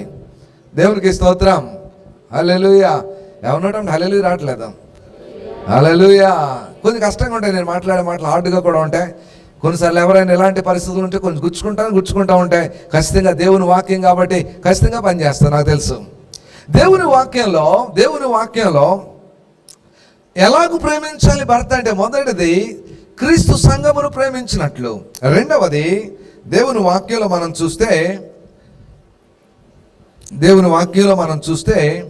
28వ వచనం, 5వ అధ్యాయము 28వ వచనంలో, అటువలనే పురుషులు కూడా తమ సొంత శరీరముల వలె తమ భార్యలను ప్రేమింప బద్ధులై ఉన్నారు. తన భార్యను ప్రేమించువాడు తన్ను ప్రేమించుకొనుచున్నాడు. దేవునికి స్తోత్రం. ఇక్కడ దేవుని వాక్యం చెప్తుంది, అటువలనే పురుషులు కూడా తమ సొంత శరీరం వలె తమ భార్యలను ప్రేమించాలి. ఎలా ప్రేమించాలి? ఎగ్జాంపుల్ చెప్తున్నాడు. దేవుని వాక్యం చెప్తుంది, భర్త భార్యను ఎలా ప్రేమించాలంటే సొంత శరీరంలాగా ప్రేమించాలి. అంటే శరీరంలో ఏదైనా దెబ్బ తగిలితే తనకు తానుగా భర్త ఎంత బాధపడతాడో భార్య విషయంలో కూడా అదే ఆలోచన, అదే ప్రేమ కలిగి ఉండాలి. దేవునికి స్తోత్రం. కొన్నిసార్లు భర్తకి చిన్న చలి జ్వరం వస్తే చాలు కింద మీద అయిపోయి పారాసెటమాల్ ట్యాబ్లెట్ వేసుకుని డాక్టర్ అని అటు ఇటు అని పరిగెడుతూ ఉంటారు. భార్యకి ఏదొచ్చినా భర్త ఏమంటాడంటే, డబ్బులు ఎక్కడ ఖర్చు అయిపోతాయని. ఏమంటాడంటే, తగ్గిపోతులే, ఎండ వల్ల వచ్చింది అది. లేకపోతే ఇంకేమంటారంటే, కొంచెం మంచులో తడిసే కదా, అందుకే అలాగైంది అంటే పెద్ద పట్టించుకోరు. ఈ మధ్యలో ఇప్పుడు ఈ 2-3 రోజులు ఎక్కడో ఏదో డిస్కషన్ వచ్చింది, సరిగా గుర్తులేదు. కానీ ఆ భర్తకి భార్య గురించి ఏమి ఆలోచన ఉండదంట. వెళ్ళిపోతాడంట, తిరుగుతూ ఉంటాడు, వస్తూ ఉంటాడు. భార్య తిన్నదా లేదా, ఇంట్లో ఏమైనా ఉందా లేదా, ఇలాంటివేవి పట్టించుకునే పరిస్థితి ఉండదు. అలాంటి వాళ్ళు కూడా ఈ భూమి మీద చాలా మంది ఉన్నారు. కొంతమంది ఏంటంటే భార్యను ప్రేమిస్తారు కానీ వాళ్ళు కూడా డబ్బులు ఖర్చు పెట్టరు. ఈ రెండు కూడా తప్పే. ఏది ప్రేమిస్తున్నామని చెబుతూ వారి కొరకు జాగ్రత్త వహించకుండా ఉండడం తప్పు. అలాగే ఏమంటాం, ప్రేమ లేకుండా వాళ్ళ కొరకు ఇష్టానుసారంగా ఖర్చు పెట్టినా సరే తప్పే. మొదటిగా ఒక భర్త కుటుంబములో భార్యను ప్రేమించాలి. ఎలా ప్రేమించాలంటే యేసుక్రీస్తు సంఘమును ప్రేమించినట్టు ప్రేమించాలి. రెండవది తన సొంత శరీరము వలె తన భార్యను ప్రేమించాలి. దేవునికి స్తోత్రం. ఇది రెండవ విషయం. యేసు ప్రభు చెప్పిన ప్రేమించడం గురించి చెప్పిన ఆ మాటల్లో దేవుని వాక్యంలో ఇది రెండవ విషయం. తన భార్యను, అది కింద మాటలో ఉంది, బదులై ఉన్నారు. తన భార్యను ప్రేమించువాడు తన్ను ప్రేమించుకొనుచున్నాడు. తన భార్యను ప్రేమించువాడు తన్ను ప్రేమించుకొనుచున్నాడు. అంటే అందుకే దేవుని వాక్యం చెప్తుంది, వివాహం అయిన తర్వాత భార్యాభర్తలిద్దరూ ఏక శరీరం అయి ఉన్నారు. తన భార్యను ప్రేమిస్తున్నాడు అంటే తనను తాను, తన శరీరాన్ని తాను ప్రేమిస్తున్నాడు అని దేవుని యొక్క వాక్యం సెలవిస్తుంది. అందుకొరకు భర్తలు మొట్టమొదటి రూల్ ఏంటంటే, రక్షించబడిన వారు భార్యను ప్రేమించాలి. అందుకే చెప్పాను, పకోడీ పొట్లంతా కాదు, ఇంకేంటి, ఉమెన్స్ డేకి ఒక చీరతో కాదు, లేకపోతే ఏమంటాం వ్యాలంటైన్స్ డేకి ఒక పువ్వుల దండతో కాదు ప్రేమించేది. ప్రేమ అంటే దేవుని వాక్యం చెప్పేది క్రీస్తు సంఘమును ప్రేమించినట్టు ప్రేమించాలి. రెండవది తన సొంత శరీరమును ప్రేమించినట్లు ప్రేమించాలి. దేవునికి స్తోత్రం. హల్లెలూయా. ఇలాగున ప్రేమించాలి. ఎఫెసీయులకు రాసిన పత్రికలో భర్తలకు ఇంకా చాలా విషయాలు, ఇక్కడ దేవుని వాక్యంలో రాయబడిన విషయాలు ఉన్నాయి. భర్తలకు ఇచ్చే సలహాలు దేవుని వాక్యంలో 30వ వచనాన్ని మనం చూస్తే 29వ వచనం నుంచి కింద వచనానికి, తన శరీరమును ద్వేషించిన వాడెవడునూ లేడు గాని ప్రతివాడును దానిని పోషించి సంరక్షించుకొనను. మనము క్రీస్తు శరీరమునకు అవయవములమై ఉన్నాము గనుక అలాగే క్రీస్తు కూడా సంఘమును పోషించి సంరక్షించుచున్నాడు. ఈ హేతువు చేత పురుషుడు తన తండ్రిని తల్లిని విడిచి తన భార్యను హత్తుకొనును, వారిద్దరును ఏక శరీరమగుదురు. దేవునికి స్తోత్రం చెప్దాం ఒకసారి. హల్లెలూయా. ఇక్కడ అపోస్తలుడైన పౌలు పాత నిబంధనలో ఆది కాండములో మనుషుని దేవుడు నిర్మించినప్పుడు అక్కడ ఉన్న వాక్యాన్ని ఇక్కడ కోట్ చేసి మాట్లాడుతున్నాడు. అంటే దాని అర్థం ఏంటి అంటే, దేవుడు ఏదైతే సెలవిచ్చాడో అపోస్తలుడైన పౌలు కూడా అదే చెప్తున్నాడు. ఆదాము అవ్వలను దేవుడు సృష్టించినప్పుడు దేవుడు ఎలాగుండాలని కోరుకున్నాడో పౌలు కూడా తన మాటల్లో అదే విషయాలు తెలియజేస్తున్నాడు. ఆదిలో దేవుడు చెప్పిన, ఇప్పుడు దేవుడు చెప్పిన సూత్రాలు మాత్రం ఖచ్చితంగా కరెక్ట్ అయినవని దేవుని వాక్యం సెలవిస్తుంది. అందుకే ఇక్కడ ఒక కొటేషన్ ఉంది. ఈ హేతువు చేత పురుషుడు తన తండ్రిని తల్లిని విడిచి తన భార్యను హత్తుకొనును. ఇది పాత నిబంధనలో ఆది కాండము 3వ అధ్యాయంలో రాయబడింది. ఇది కొంచెం కాంట్రవర్షియల్గా కనిపిస్తుంది, అంటే కొంచెం ఇబ్బందికరంగా కనిపిస్తుంది. ఇక్కడ దేవుడు అంటున్న మాట ఏంటంటే, ఈ హేతువు చేత పురుషుడు తన తల్లిని తండ్రిని విడిచి భార్యను హత్తుకొనును. ఇదే మాట మీద ఒకసారి ఒక పెళ్లిలో వాక్యాన్ని చెప్తే వైజాగ్లో, ఆ వాక్యం అంతా అయిపోయిన తర్వాత గ్రీటింగ్స్కి ఇంకొక పాస్టర్కి ఎవరు ఒక ఆయనకి ఇచ్చారు.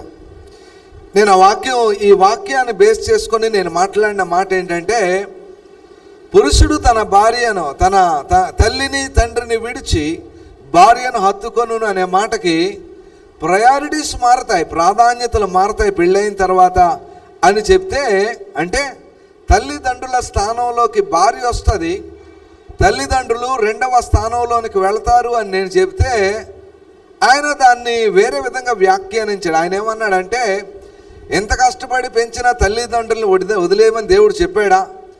అలా చెబుతాడా? అది కరెక్ట్ కాదు. ఇది దేని గురించి రాయబడిందంటే సంఘాన్ని గురించి రాయబడింది అని చెప్పుకుంటూ వచ్చాడు. కానీ వాక్యాన్ని మనం ఉన్నది ఉన్నట్టుగా చూస్తే, వాక్యాన్ని ఏ సందర్భంలో రాయబడిందో ఆ సందర్భం మనం చూస్తే, ఆ సందర్భంలో ఈ వాక్యం దేని కొరకు రాయబడిందో మనకు అర్థమవుతుంది. ఈ వాక్యము దేని కొరకు రాయబడిందంటే, కుటుంబము, భార్యాభర్త సంబంధాలు, ఒకరినొకరు ఐక్యత కలిగి ఎలాగూ బ్రతకాలి అనే దాని గురించి రాయబడింది. కాబట్టి ఇది ఖచ్చితంగా కుటుంబానికి సంబంధించింది. దేవునికి స్తోత్రం. కుటుంబానికి సంబంధించింది కాబట్టి దేవుడు అంటున్నాడు ఈ మాట, ఈ హేతువు చేత పురుషుడు తండ్రిని తల్లిని విడిచి భార్యను హత్తుకొనును. దేవునికి స్తోత్రం. అంటే దీని అర్థం ఏంటి అంటే, తల్లిని తండ్రిని విడిచిపెట్టేమని కాదు, వదిలేసి ఇక వాళ్ళ ముసలాళ్ళు ఎలాగో బ్రతుకుతారు వాళ్ళని విడిచిపెట్టేసి మన ఇష్టానుసారంగా మనం బ్రతుకుదామని బయటికి వెళ్ళిపోయేది కాదు. దీని అర్థం ఏంటి అంటే, పురుషునికి వివాహం అయిన తర్వాత తను జీవితములు ఇచ్చే ప్రాధాన్యతలు మారతాయి. ఇంతకుముందు తల్లి తండ్రి ప్రధానమైన వారు. ఇది వృద్ధులు కూడా అర్థం చేసుకోవాలి. కొన్నిసార్లు ఇంట్లో పెద్దోళ్ళలో కూడా ఇలాంటి సమస్యలు వస్తూ ఉంటాయి. పెళ్ళయింది, వీడు మా మాట వినట్లేదంటే మా మాట వినడు. అదే దేవుడు చెప్పాడు, మాట వినడు. ఎందుకంటే వినడంటే పూర్తిగా వినమని నేను మళ్ళీ ఇలా నన్ను తప్పుగా అర్థం చేసుకోకండి, వినొద్దని చెప్పట్లేదు. ప్రాధాన్యతలు మారతాయి. ఇంతకుముందు పెళ్ళి కాకముందు అన్ని తల్లిదండ్రులకి అకౌంటబుల్.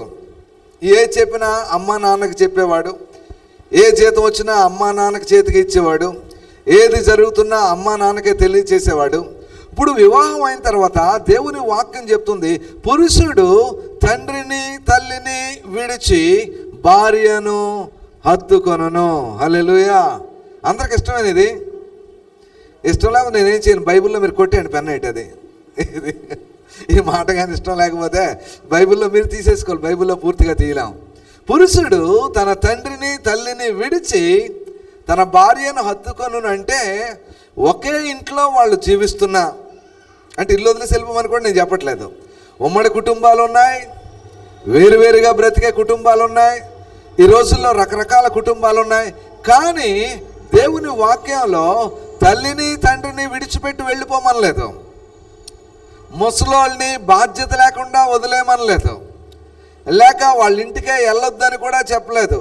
వారు కలిసి జీవిస్తున్నా, వేరువేరుగా బ్రతుకుతున్నా, కుమారుడికి కుమార్తెకు తల్లిదండ్రులు కూర్చిన బాధ్యత ఖచ్చితంగా ఉంటుంది, వాళ్ళని చూసుకోవాలి. కానీ ఏంటి అంటే ప్రాధాన్యత మారుతుంది. ఇంతకుముందు పురుషుడు ఇంటికి వచ్చిన తర్వాత ఆ అమ్మ నాన్నకి చెప్పేవాడు, లేక వాళ్ళకి అకౌంటబుల్గా ఉండేవాడు, లేక వాళ్ళకి విషయాలు తెలియచేసేవాడు. కానీ ఇప్పుడు ఏమవుతుందంటే ముందు వచ్చిన తర్వాత భార్యకు ఖచ్చితంగా చెప్తాడు. అదే దేవుని వాక్యం చెప్తుంది. అందుకొరకు వృద్ధులు ఎవరైనా మీ కొడుకులకు పెళ్ళిళ్ళు చేసి ఉంటే, వాళ్ళ భార్యతో బాగా క్లోజ్గా ఉంటే మీరేమీ బాధపడద్దు, మీరు సంతోషించాలి. ఎందుకంటే వారంతా ఐక్యంగా ఉంటున్నందుకు, వాళ్ళంత సంతోషంగా ఉంటున్నందుకు నిజంగా సంతోషించాలి. దేవునికి స్తోత్రం.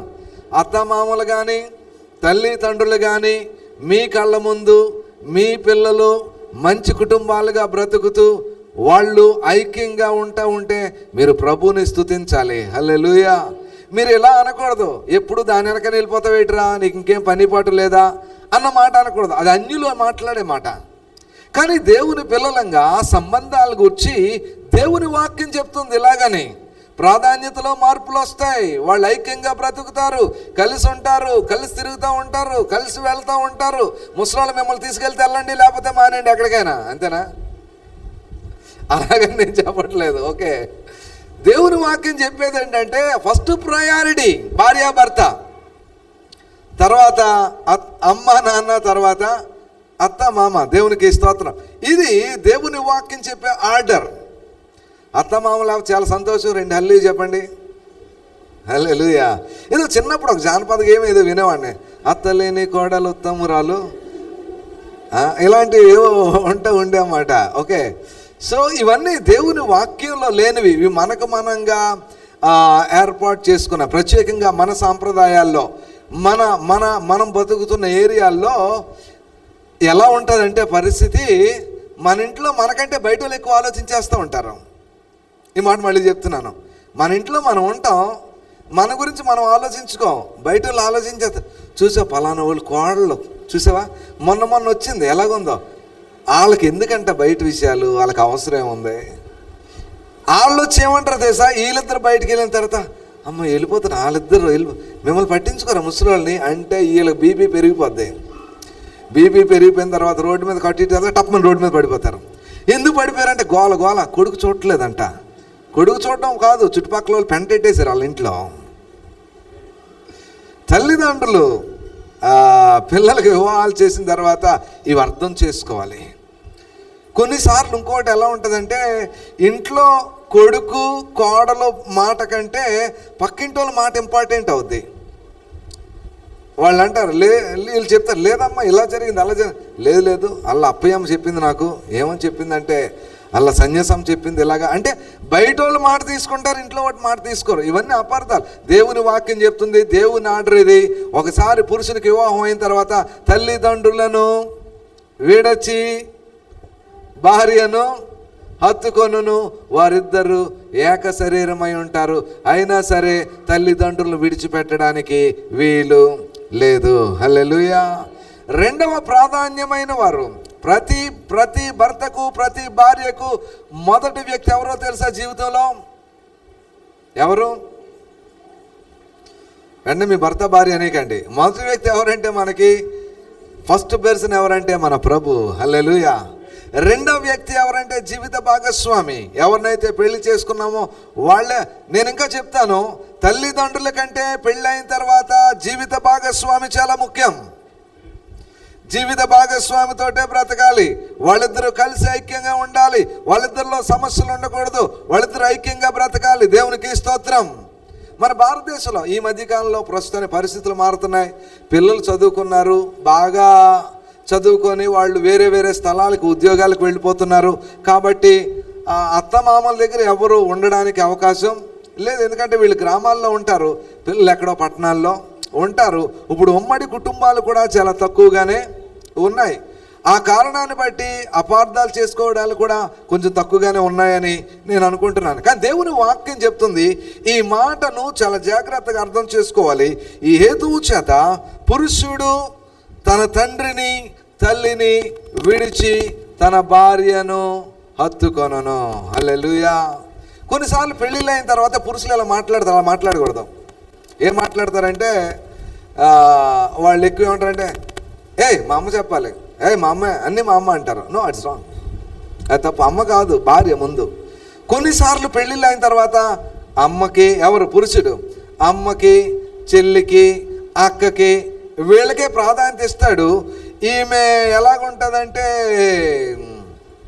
బయటి వ్యక్తిలాగా ఉంటుంది. అలాగా మీరు ఏం చేస్తారో చేసుకోండి, ఏం చేస్తాం, వీళ్ళ డామినేషన్ ఎక్కువైపోద్ది. కానీ దేవుని వాక్యము దానికి వ్యతిరేకంగా చెప్తుంది. దేవుని వాక్యం ఏం చెప్తుందంటే, ఒకసారి పురుషునికి వివాహం అయిన తర్వాత తన భార్య ఫస్ట్ వ్యక్తి తన జీవితంలో, తర్వాత అమ్మ, తర్వాత నాన్న, తర్వాత చెల్లి, తర్వాత అక్క, తర్వాత మిగిలిన వాళ్ళందరూ వస్తారు.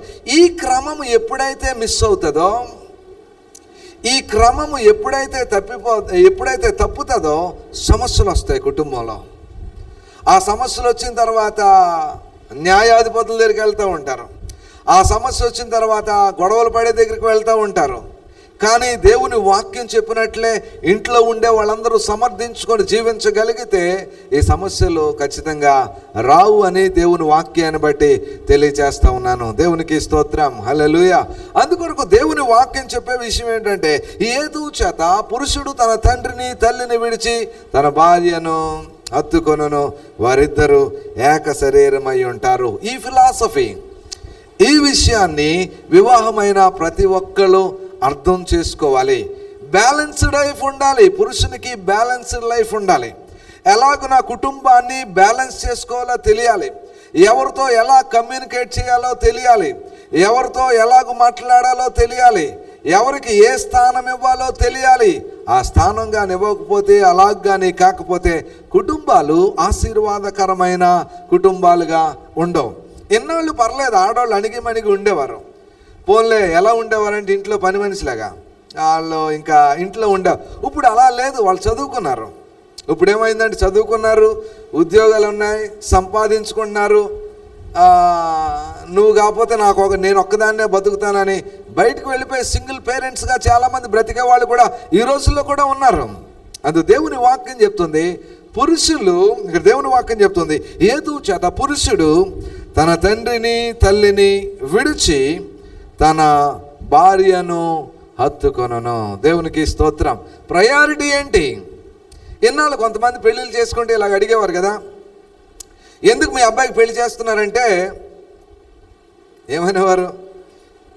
ఎవరు లేరండి ఇంట్లో, ఆవిడేమో కొంచెం బాగాలేదు, ఆయనకేమో ఉద్యోగాలు, ఇంట్లో వంట చేసేవాళ్ళు ఎవరు లేరు అని కొంతమంది పెళ్ళిళ్ళు చేసుకోవడం. కొంతమంది ఏమో మా ఇంట్లో ఆడవాళ్ళు ఇంకెవరు లేరని చాలా కష్టమైపోతుంది, బట్టలు ఉతుక్కోవడం కష్టం అవుతుంది, వంట చేసుకోవడం కష్టం అవుతుంది, ఇంట్లో పనులన్నీ కష్టం అవుతున్నాయి, అందుకని పెళ్లి చేసుకుంటారు. అంటే వాళ్ళ అర్థం ఏంటంటే, ఎందుకు పెళ్లి చేసుకుంటున్నారంటే పని మనిషి లేదని. పెళ్లి చేసుకోవడం అనేది ఇంటిలో పని కొరకు కాదు. పెళ్లి చేసుకోవడం అనేది ఇంటిలో ఏదో అవసరాల కొరకు కాదు. పెళ్లి చేసుకోవడం అనేది దేవుడు ఏర్పరిచిన బంధాన్ని, దేవుడు ఒక వ్యక్తి జీవితంలో చేయవలసిన కార్యాన్ని నెరవేర్చడం కొరకు పెళ్లి చేసుకోవడం. కొంతమంది ఏమంటారంటే మాకు ఇంకా ఇల్లు కట్టుకోలేదండి, 10 లక్షలు ఎంత వస్తుంది, మంచి ఇల్లు కట్టేసుకుంటామండి అంటే. ఎందుకు పెళ్లి చేసుకుంటారంటే కట్నం డబ్బులు వస్తాయని. రకరకాల మనస్తత్వాలతోటి పెళ్ళిళ్ళు చేసుకునే వాళ్ళు ఈ భూమి మీద ఉన్నారు. కానీ దేవుని వాక్యము ఎందుకు పెళ్ళిళ్ళు చేయమంటుంది? ఈ మధ్యలో శంకర్రావు గారు వాళ్ళ కొడుకు పెళ్లి కొరకు సిద్ధపడ ఒక మాట నాకు బాగా నచ్చింది. ఆ మాట ఏంటంటే, మేము ఎంత ఇవ్వమని అడగమండి, మేము ఇంత ఇమ్మని అడగం, సో నాకు ఆ మాట చాలా నచ్చింది. నేను అందుకే ఎద్దులను కొనుక్కోవడాల్లో నేను వ్యతిరేకిని. అంటే కట్నాలు కానుకలు పీడించి కట్నాలు ఇవ్వలేక తప్పిన సంబంధాలు నాకు తెలుసు చాలా ఉన్నాయి. అలా పీడించే వాళ్ళు శాపగ్రస్తులు అవుతారు, అలా పీడించే వాళ్ళు ఆశీర్వదించబడరు, అలా పీడించే వాళ్ళు వాళ్ళ జీవితాలు బాగోవు. దేవుని వాక్యం చెప్తుంది అది వ్యాపారం కాదు పెళ్ళి అనేది. ఏదో మనం సంపాదించుకోలేకపోయాం కాబట్టి ఎక్కడి నుండో డబ్బులు వస్తాయని చేసుకునేది కాదు పెళ్ళి. దేవుడు ఏర్పరచాలి, దేవుని చిత్తంలో జరగాలి, దేవుని విధానంలో జరగాలి, దేవుడు కోరుకున్నట్టు జరగాలి. అప్పుడు ఆ కుటుంబాలు ఆశీర్వాదకరమైన కుటుంబాలుగా ఉంటాయి. హల్లెలూయా. అందుకొరకు భర్తలు ఇక్కడ 3 విషయాలు మనం చూసాం.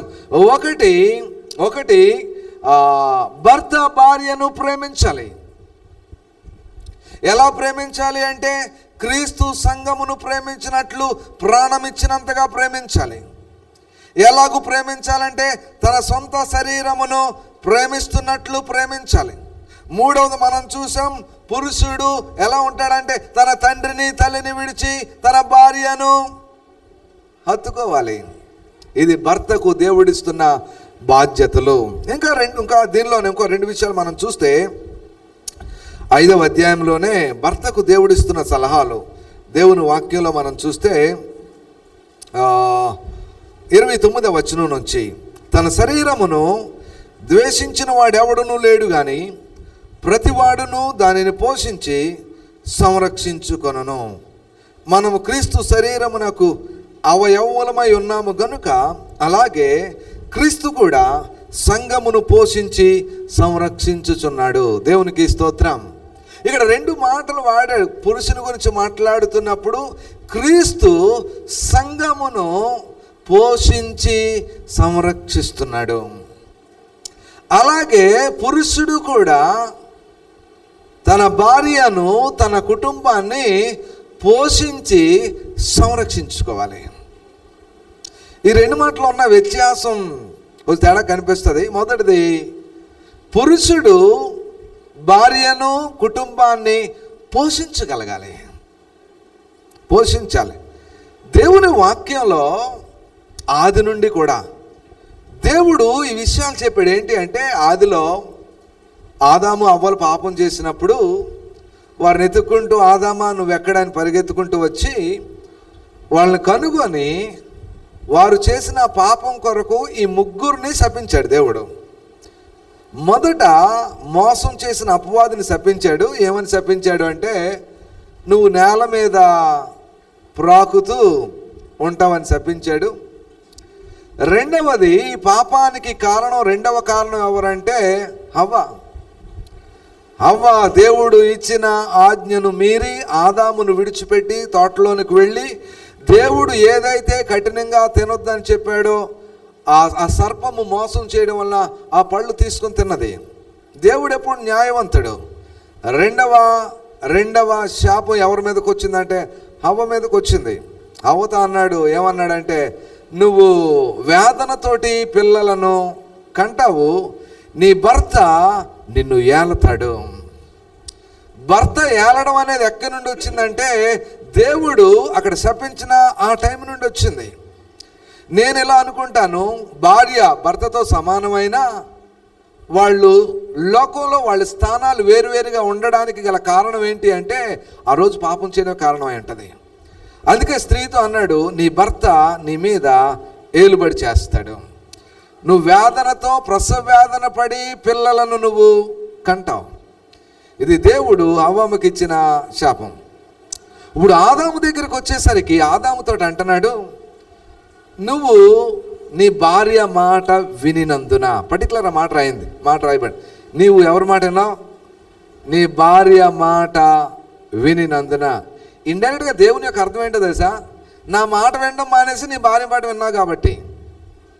అక్కడ ఆ మాట రాయబడింది, నీ భార్య మాట వినినందున నువ్వు చెమటూడ్చి కష్టపడి నువ్వు పొలంలో పనిచేసి భూమిని సేద్యం చేసి నువ్వు చెమటూడ్చి నువ్వు కష్టపడి ఆహారాన్ని పండిస్తావు, ఆహారాన్ని తీసుకుంటావు. దేవునికి స్తోత్రం, హల్లెలూయా.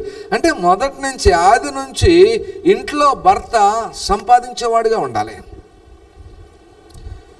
సోమరి భర్త కుటుంబాన్ని పోషించలేడు. సోమరి భర్త కుటుంబాన్ని సంరక్షించలేడు. భర్తలకు ఇవ్వబడిన డ్యూటీ ఏంటంటే కుటుంబాన్ని పోషించడం కోసం భర్తలు పనిచేసి వారు సంపాదించి కుటుంబాన్ని పోషించగలిగి ఉండాలి. సైకాలజీ ఏంటి అంటే పోషించలేని భర్తలకు ఇంట్లో విలువ ఉండదు. పోషించలేని పురుషులకు ఇంట్లో పెద్ద ప్రాధాన్యత ఉండదు.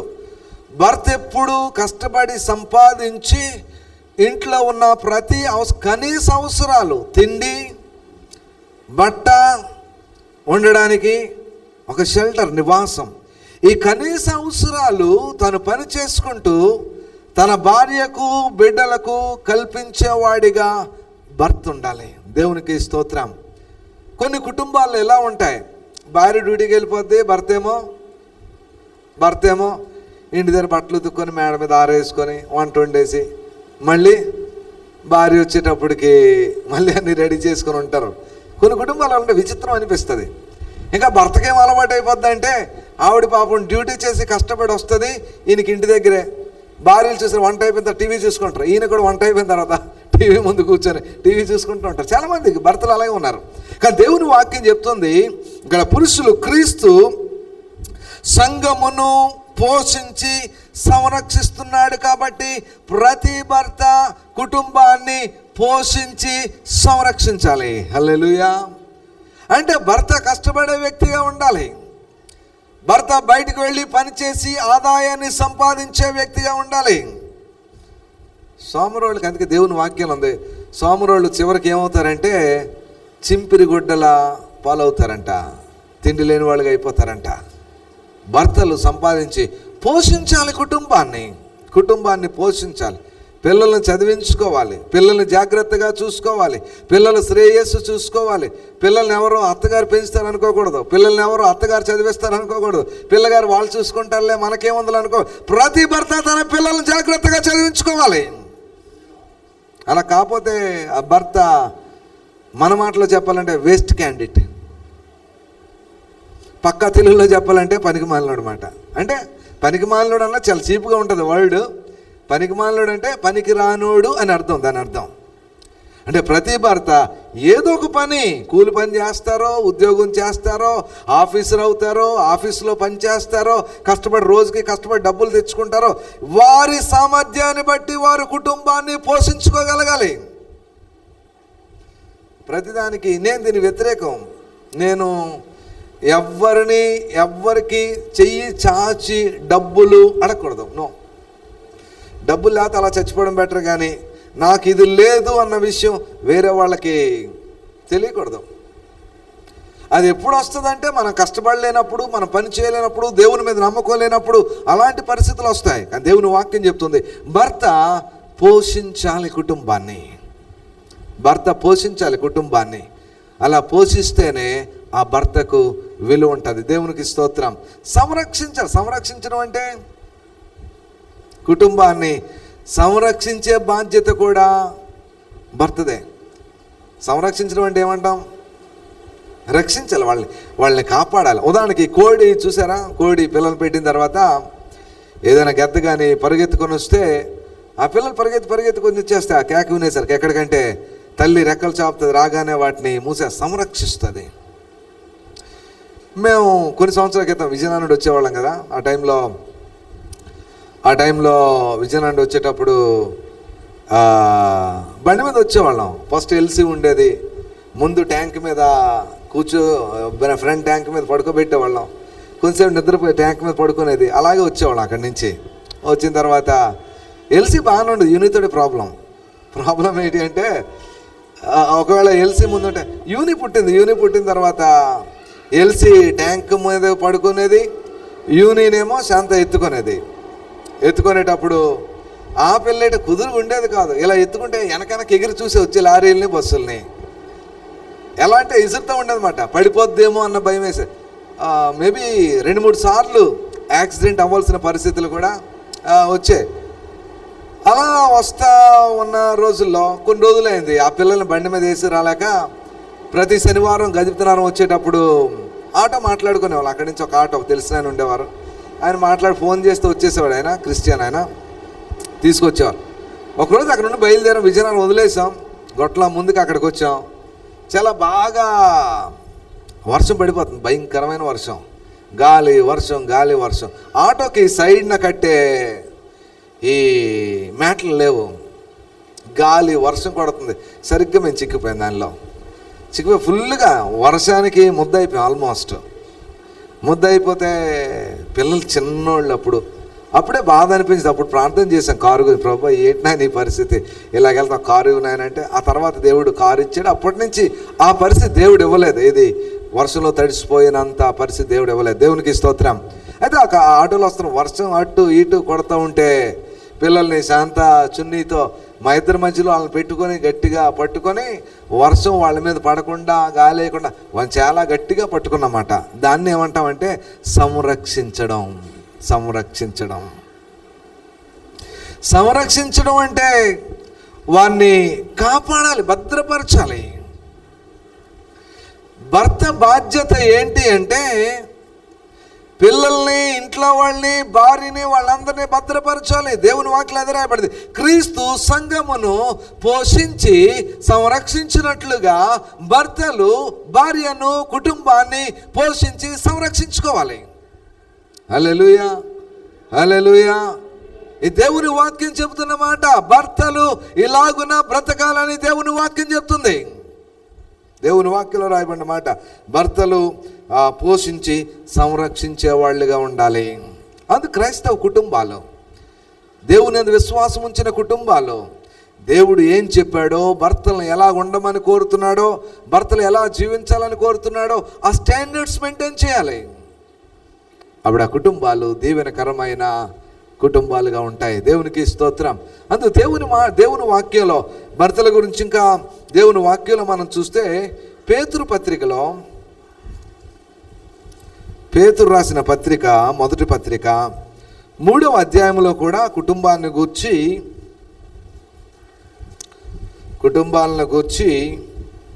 భార్య భర్తలు ఎలా ఉండాలి అనే దాని గురించి మొదటి పేతురు పత్రిక 3వ అధ్యాయము 1 నుండి 6 వరకు స్త్రీల గురించి రాయబడింది. 7వ వచనం ఒక్కటే పురుషుల గురించి రాయబడింది. 1 నుంచి 6 వరకు స్త్రీల గురించి రాయబడింది. 7వ వచనంలో పురుషులు ఎలా ఉండాలో రాయబడింది. అటువలనే పురుషులారా, జీవమను కృపావరములో మీ భార్యలు మీతో పాలివారై ఉన్నారని ఎరిగి ఎక్కువ బలహీనమైన ఘటమని భార్యను సన్మానించి మీ ప్రార్థనలకు అభ్యంతరము కలుగకుండునట్లు జ్ఞానము చెప్పున వారితో కాపురము చేయడి. జీవమను కృపావరములో మీ భార్యలు మీతో పాలివారై ఉన్నారని ఎరిగి ఎక్కువ బలహీనమైన ఘటమని భార్యను సన్మానించి. భార్యను ఏం చేయాలి? దేవుని వాక్యం చెప్తుంది, సన్మానించాలి. ప్రతిరోజు ఒక సాలువా, ఒక బొకే పట్టుకుని వెళ్ళండి. వెళ్ళిన తర్వాత ఇంటికి వెళ్ళి సాలువా కప్పేసి ఒక బొకే ఇవ్వండి. దాని గురించి చెప్పట్లేదు. సన్మానించి అంటే ఎందుకు చెప్తున్నారంటే ఇక్కడ ఈ వాక్యం జాగ్రత్తగా అర్థం చేసుకోవాలి. ఇక్కడ భార్యల గురించి రాయబడిన మాట ఏంటంటే వారు బలహీనమైన ఘటము. ఘటము అంటే ఘట సర్పం కాదు. ఓకే, బలహీనమైన ఘటం అంటే ఘట సర్పం కాదు. ఘట సర్పం అంటే పాము. మళ్ళీ అది ఆదికాండంలో మనకు కనిపిస్తుంది అనుకుంటా. బలహీనమైన ఘటం అంటే బలహీనమైన కొండ, ఒక మట్టి కొండ. అంటే ఊరికనే ఏమంటాం, బాగా సెన్సిటివ్ క్యారెక్టర్ అన్నమాట. వారు ఊరికనే కళ్ళం నీళ్ళు వచ్చేస్తే ఊరికనే తిరగబడిపోతారు, రైట్? సో బలహీనమైన ఘట్టాలు అన్నమాట. ఎలాగైనా వాళ్ళు చాలా వీక్ వెసల్స్. ఓకే, బలహీనమైన ఘట్టాలు కాబట్టి వారిని ఘటమని భార్యను సన్మానించి.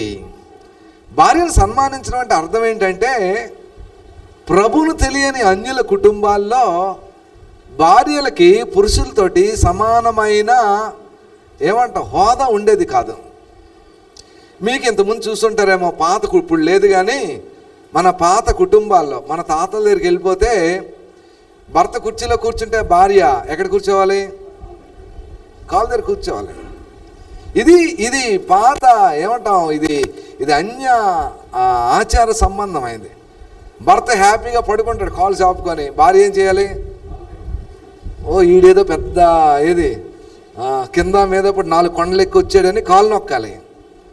ఓకే, కాలు నొక్కాలి. ఇంకా ఇప్పటికి మీరు గ్రామాలకు వెళ్తే ఈ ఆచారం ఉంటుంది. సాయంత్రం అయితే 12 వస్తారు మగవాళ్ళు, వాళ్ళు టవల్ కట్టుకొని స్నానం చేస్తున్న భార్య గేదెని పామిన టీపుని ఇది ఉంటుంది కొబ్బరి పీస్ తోటి, పాప వాళ్ళు ఎంత నల్లగా ఉన్నా తెల్లగా రావాలని వాళ్ళ బాధ, భార్య బాధ. ఓకే, నేను అది తప్పని చెప్పట్లేదు. అది భార్యలు భర్త పట్ల భక్తి శ్రద్ధ ఉండి మంచి, అయ్యో నా భర్త పాపం కొండకి వెళ్ళాడు చింతపండు తీసుకురావడానికి, కాళ్ళు అరిగిపోయి కాళ్ళు నొప్పులు వచ్చేసే అని చెప్పి కాళ్ళు పడితే పర్లేదు. కానీ రూల్ ఏంటంటే, నేను పడుకున్నప్పుడు కాళ్ళు నొక్కాలి, గుర్రు గుర్రు మన నిద్రపో, ఇంత పొట్టపేం చేస్తాడు అలా పడుకొని. కారణం ఏంటంటే అంటే భార్యాభర్తల మధ్యలో సంబంధం అలా ఉండేది. ఇంతకుముందు చెప్పేవాడు కదా, ఒకవేళ చదువుకున్న భర్తలు అయితే ఎలా ఉండేదంటే, ఇంటితో తెల్లవారు లాగ్గానే ఏం పని పాటు ఉండదు, వెళ్ళి కుర్చీ వేసుకొని వీధి ఎదురు కూర్చుంటాడు. వచ్చిపోయి చూస్తుండనమాట అయ్యగారు కూర్చున్నారని. వీధి బయట కూర్చొని పేపర్ పట్టుకుంటారు, అయ్యగారు పేపర్ చదువుతుంటారు. పక్కన సిగరెట్, మళ్ళీ సిగరెట్ ఎవరు తీసినా కొడుకు రే సిగరెట్ ప్యాకెట్ ఉంటా తీసిరారు, అక్కడ కొడుకు తీసారు సిగరెట్. మళ్ళీ ఆడు 2 రోజులు పోయితే ఆడు దమ్ములు ఆగేస్తారు. రెండు దానిలో సగం సిగరెట్లు ఈడివి, సగం సిగరెట్లు ఆడివి. సిగరెట్ దమ్ము కాలుస్తూ ఉంటారు, పేపర్ చూస్తూ ఉంటారు. భార్య వినయ భయభక్తులతోటి కప్పులో టీ పట్టుకొని రావాలి. టీ పట్టుకొని ఇస్తే, టీ ఏంటి ఎలా ఉంది, షుగర్ లేదు ఈరోజు అంటే ఎంత దారుణంగా ఉండేదంటే భార్యను పని మనిషిలాగా చూసేవాళ్ళు. ఒకసారి నేను కేరళలో చదువుతున్న రోజుల్లో ఒక దైవ సేవకుని ఇంటికి వెళ్ళి, ఆయన చాలా అమెరికా వెళ్ళి వస్తున్నాడు, మంచి పెద్ద హోదాలో ఉన్న వ్యక్తి. ఆ హోదాలో ఉన్న వ్యక్తి అయితే అక్కడికి వెళ్ళాను, వాళ్ళతో ఆ రోజు అంతా ఉన్నాం. అక్కడ ఉన్నప్పుడు ఆయన కనిపిస్తున్నాడు, వచ్చి మాట్లాడాడు, కూర్చున్నాడు, అన్నీ చెప్తున్నాడు. అలా ఆవిడ కనిపించలేదు, ఆ పాస్టమ్ గారు పెద్ద ఆవిడ కనిపించలేదు. కనిపించబోయేసరి కొద్దిసేపటి తర్వాత కనిపించింది. ఏంటంటే ఆ పొయ్యి దగ్గర ఉండి వంట చేసుకుంటా సూపర్ తారు డబ్బాలాగా ఇలాగా చెమట కారిపోతా ఎలా ఉందంటే, ఈయనేమో టిప్ టాప్గా ఉన్నాడు, ఆవిడేమో ఇంట్లో పని మనిషిలాగా ఉంది. అంటే వాళ్ళు ట్రీట్ చేసే విధానం ఏమో నాకు తెలియదు, ఆవిడ బ్రతికే విధానం ఏమో నాకు తెలియదు.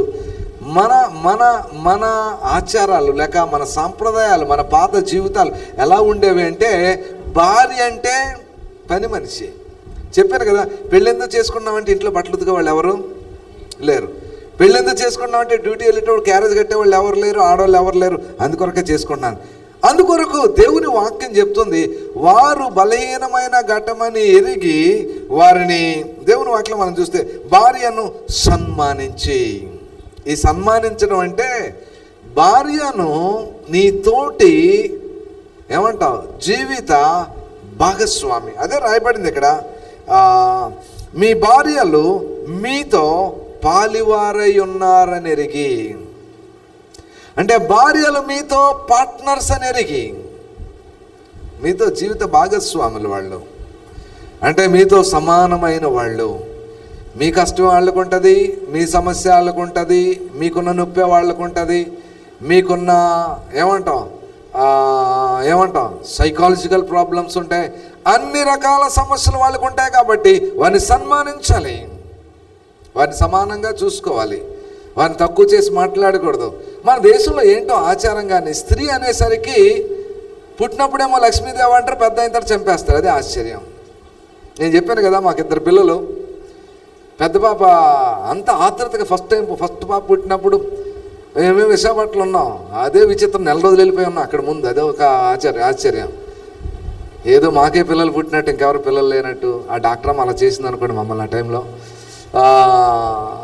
పుట్టిన తర్వాత అందరూ ఫోన్ల మీద ఫోన్లు. పెద్ద బాబుకి ఎవరు పాప బాబా పాప పుట్టిందా, అమ్మాయి లక్ష్మీదేవి పుట్టింది. అబ్బా లక్ష్మీదేవి నేను అనుకున్నా, నేను ఎంత పెద్దోడు అయిపోతాను అనుకున్నాను. బాగానే ఉంది, లక్ష్మీదేవి పుట్టింది అనుకున్నా, బాగానే ఉంది. 2 పాప పుట్టింది. మళ్ళీ 1 ఇయర్ రాజమండ్రి డెలివరీ అయింది. డెలివరీ అయ్యేసరికి మళ్ళీ ఆతురత. ఏంటి ఎవరు పుట్టారు? పాప పుట్టింది. నేను చెప్పి పాప పుట్టిందని సార్, పాప అన్నారు. పాప ముందేమో లక్ష్మీదేవి పుట్టింది, లక్ష్మీదేవి పుట్టింది అన్నారు. ఎంత దౌర్భాగ్యం మన దేశంలో పరిస్థితి. ఈ ఆడపిల్లలనే చంపేస్తారు బయట, ఈ ఆడపిల్లల మీద అత్యాచారాలు చేస్తారు, ఈ ఆడపిల్లలనే పెళ్లి చేసుకున్న తర్వాత వరకట్నాలతో వేధిస్తారు, ఈ ఆడపిల్లలనే నచ్చపోతే ఇంట్లో చంపేసి వేరే వాళ్ళని పెళ్లి చేసుకుంటారు, ఈ ఆడపిల్లలే నచ్చకపోతే వాళ్ళ అథారిటీ దగ్గర వదిలేస్తారు, ఈ ఆడపిల్లలే నచ్చకపోతే ఇంట్లో చిత్రహింస పెడతారు. ఏ దేశం, ఏ ప్రపంచం, ఏ ప్రజలు? దేవుని వాక్యం ఖచ్చితంగా చెప్తుంది, మీ దగ్గరికి వచ్చిన భార్యలను మీరు అలా చూడకూడదు. ఎలా చూడకూడదు? పని మనిషిలా చూడకూడదు. ఏదో మీ కొరకు, ఏదో ఇంట్లో పని చేయడం కొరకు చూడకూడదు. మీతో సమానమైన వారిని ఎంచి మీతోటి వారు భాగస్వాములను ఎంచి వారిని సన్మానించాలి, వారి గురించి మంచిగా మాట్లాడాలి, వారి గురించి మంచిగా చెప్పాలి, వారి గురించి మంచి విషయాలు చెప్పాలి. ఎతికి పట్టుకుంటే ప్రతి ఒక్కరిలో దొరుకుతాయి. మీతో గంట మాట్లాడితే మీలో 10 నేను పట్టుకోగలను సమస్యలు. ప్రతి మనిషిలో ఏదో లోటుపాట్లు ఉంటాయి. ఆ లోటుపాట్లు బయటికి తీసుకెళ్ళి అక్కడ ఇక్కడ అలాగా ఇలాగా అని మాట్లాడడానికి వీలేదు. కుటుంబ విషయాలు కుటుంబం లోపలే ఉండాలి. కొన్నిసార్లు పంచాయతీ పెట్టేస్తారు. ఎక్కడ భార్య భర్తలు తీసుకొచ్చి వీధిలో వాళ్ళందరూ వచ్చి తీర్పు తీరుస్తారు. వాళ్ళ కుటుంబాలు బాగోవు. ఎవరు తీర్పు తీర్చేవాళ్ళు? వాళ్ళు వచ్చి ఇంకొక కుటుంబాన్ని తీర్పు తీరుస్తారు. దేవుని వాక్యం చెప్తుంది, ఈ జీవన కృపావరంలో మీ భార్యలు మీతో పాలువారై ఉన్నారు. దీనికి ఎక్కువ బలహీనమైన ఘటమని భార్యను సన్మానించి చూడాలని దేవుని వాక్యం. 4వ 5వ భర్తలు భార్యను ఏం చేయాలి? చెప్పలేకపోతున్నా. చూసారు, నోటంటే ఆ మాట రావట్లేదు. ఏది సన్మానించమంటే మళ్ళీ దండ ఎక్కడ తీసుకురమ్మంటారో, బొకే ఎక్కడ తీసుకురమ్మంటారో. భార్యను సన్మానించాలి, భార్యను మంచిగా మాట్లాడాడు. సన్మానించే మాట దగ్గర ఇక్కడ ఈ మాట కూడా చెప్పాలనుకున్నాను. మన దేశంలో అదే చాలాసార్లు చెప్తాను కదా, పెళ్ళైన తర్వాత ఏది మీ ఆవిడంటే అది రాలేదండి అంటారు. ఏది? అది కుక్క పందిలాగా పశువులుగా మాట్లాడతాం కదా, ఆవుని, కుక్కని, పందిని. ఏ క్రైస్తవ కుటుంబాల్లో కూడా అది ఇది అనకూడదు. ఒకవేళ మీ భార్య పక్కనే ఉందనుకోండి, మీరు మాట్లాడుతున్నారు, ఇది ఇక్కడికి వచ్చిందని అన్నారు అనుకోండి, వెంటనే మీ ఆవిడ ఈడు కూడా ఇక్కడ ఉన్నాడండి అన్నది అనుకోండి, ఏమైపోతుంది? మొత్తానికి ఎగిరిపోతుంది. రక్షించబడిన వాళ్ళు, కొంచెం ఇంగిత జ్ఞానం ఉన్నవాళ్ళు, కొంచెం చదువుకున్న వాళ్ళు ఆడపిల్లలని, ఇంట్లో భార్యని అది ఇది అనకూడదు. అది ఇది అన్నారంటే మీరు భార్యను సన్మానించట్లేదని. మీరు భార్యమణి గారు అని పిల్లలని బాగుంటుంది. లేకపోతే ఇంకేమో పిలుస్తారు, మీరు నచ్చినట్టు పిల్లలండి, కానీ అది ఇది అని మాత్రం పిల్లలని మా పిల్లలు కూడా అది ఇది అంటే నాకు ఇష్టం ఉండదు. నేను ఎప్పుడు అది ఇక్కడ ఉంది ఎల్సి పాప పిల్లలు బిడ్డలు అంతే తప్ప అది ఇది అని నెవర్ ఎప్పుడు. ఎందుకంటే చదువుకున్నాను, ఎలా మాట్లాడాలో సమాజంలో నాకు తెలుసు. అంతే తప్ప వీధిలోకి వచ్చి అది ఇది. నా భార్య కూడా ఇప్పుడు శాంతత వచ్చింది, అది పోయింది. ఇప్పుడు ఐ నెవర్ స్పీక్. ఎందుకంటే షీఈస్ ఎ హ్యూమన్ బీయింగ్. ఆమె నాతో సమానమైన ఒక మానవురాలు. ఆమెకి అన్ని రకాల సమస్యలు ఉంటాయి. నేను ఎలాంటి ఆలోచన ఉంటానో సేమ్ భార్య కూడా అదే ఆలోచన ఉంటుంది. అందుకొరకు భార్యను తక్కువ చేసి లేక భార్యను అది ఇది అని మాట్లాడు. ఒకవేళ మీకు ఎవరికైనా అలాంటి అలవాటు ఉంటే అలవాటు మార్చుకోండి.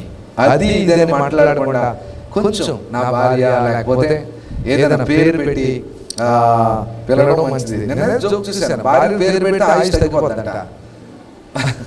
భార్య పేరు పెట్టి పిలిస్తే ఆయుష్ తగ్గిపోతుందంట. అదే విచిత్రం. హిందూస్ సెంటిమెంట్ ఉందేమో నాకు తెలీదు, ఎక్కడో జోక్ విన్నాను. ఓకే, సో అందుకు భర్తలు ఏం చేయాలి? భార్యలను సన్మానించాలి. కిందకు వచ్చేసరికి 7వ వచనం ఆఖరి మాటలో, 1వ పేతురు పత్రిక 3వ అధ్యాయము 7వ వచనం ఆఖరి మాట, మీ ప్రార్థనలకు అభ్యంతరము కలగకుండునట్లు జ్ఞానము చెప్పున వారితో కాపురము చేయుడి. ఏం చెప్పున? భర్తలకి బాగా కాపురం చేయాలంటే జ్ఞానం ఉండాలి. జ్ఞానం లేకపోతే దేవుడు అన్నాడు కదా, జ్ఞానం లేకపోతే నన్ను అడగని దేవుడు ఇస్తాను అన్నాడు. జ్ఞానంతో కాపురం చేయాలి. ఏంటి జ్ఞానంతో కాపురం అంటే? ఒక ఆయన ఇలా చెప్పాడు, నేను కాదులేండి, ఒక ఆయన చెప్తున్నాను. భార్య పాపం 10 వస్తువులు చెప్పింది. ఏది? షాప్కి వెళ్ళి 10 వస్తువులు తెమ్మన్నది. ఇలా అర్థం కదా పురుషులకి. పేపర్ మీద రాసుకోవడం తెలిసినట్టు నటిస్తుంటారు. ఏది? తెలుసులే, నాకు తెలుసులే. వచ్చేటప్పుడు 8 సామాన్లు తెస్తారు, ఇంకో 2 సామాన్లు తేలేదు. అప్పుడు ఇంటికి వచ్చి పాపం భర్త చాలా యథార్థవంతుడు, నమ్మకం ఇంటికి వచ్చాడు. ఏమండి 2 వస్తువులు తేలేదంటే, అయ్యో మర్చిపోయాను. ఎప్పుడు మతిమరుపే రోజంతా ఇదే మాట. ఏమాట? ఎప్పుడు ఉదయం 10 గంటలకు 9 గంటలకు డ్యూటీకి వెళ్ళడం జరిగి ఉంటుంది. ఏది? ఈ మర్చిపోవడం 2 సామాన్లు. ఇప్పుడు ఏమంటుంది? ఎప్పుడు మతిమరుపే. పిల్లలు ఉంటారు. పిల్లలు ఉన్నప్పుడు ఇల్లు బాగా గొడవ పెడుతుంటారు. ఊరుకండి పిల్లలు, ఊరుకండి. మీకు ఎప్పుడు మీ డాడీకి మతిమరుపే, మీరు అంతే. ఏ వాడినా అదే. ఏది? ఈ మతిమరుపు ఎక్కడ వాడినా ఈ మతిమరుపు యాడ్ అవుతుంటుంది అనమాట. టీవీ పెట్టండి, మీ డాడీకి మతిమరుపే, మీకు మతిమరుపే, చదువుకోరు అంటే అందరూ ఆడటం లేదు, నేను తప్పేమనట్లేదు చాలా మంది. ఓకే, అంటే నేను అప్పుడు ఆయన ఎలా చెప్పాడు, ఏమన్నాడంటే 10 సామాన్లు 8 తెచ్చాడు, మిగిలిన ఏమంటే ఆ షాప్ దగ్గర ఏం చేద్దాం అంటే అబద్ధం చెప్పట్లేదు. ఏం చేద్దాం ఆ షాప్ దగ్గర లేవు, మళ్ళీ తెచ్చుకుందాం అంటే జ్ఞానయుక్తంగా కొంచెం ఇంట్లో కుటుంబాన్ని చక్కబెట్టుకోవడం. అంటే బాలికి అన్నీ చెప్పకూడదు, కొన్ని మన వరకే ఉండాలి, చెప్పకూడదు అని భార్యలకి. ఒక్కొక్కరు ఒక్కొక్క రకంలో ఉంటారు సైకిల్. కొంతమంది డబ్బు పిచ్చి ఉంటుంది భార్యలకి. డబ్బు పిచ్చి ఉన్నప్పుడు ఉదాహరణకి జేబులో ఒక 200 రూపాయలు ఉందనుకోండి, 100 రూపాయలు మిస్ అయింది. పాపం ఆయనకి ఏదో బాధపడి ఇంకో ఏ కొబ్బరి బొండమో లేకపోతే ఎవరో పేదలు కనబడితే 100 రూపాయలు ఇస్తారు. ఇప్పుడు ఇంకేంటి? రోజంతా తిందాకన్నా కదా, ఏది మతిమరుపు. ఇప్పుడు 100 రూపాయలు, మీ డాడీ 100 రూపాయలు పోగొట్టారు, మీ డాడీ 100 రూపాయలు పోగొట్టారు. ఈ 100 రూపాయలు ఎందుకు ఆవిడ డబ్బు ఇచ్చమాట? ఆ 100 రూపాయలు ఏం చెప్తారు మరి దాని గురించి? ఏం మాట్లాడతారు? ఆ 100 రూపాయల గురించి ఇంట్లో ఉన్న సమాధానాన్ని మొత్తం, అది 100 రూపాయలు ఎలాగైనా వస్తాయి సంపాదించుకుంటే, కానీ సమాధానాన్ని పోగొట్టుకుంటే మళ్ళీ తిరిగి రాదు. అందులో దేవుని వాక్యం ఏం చెప్తుందంటే,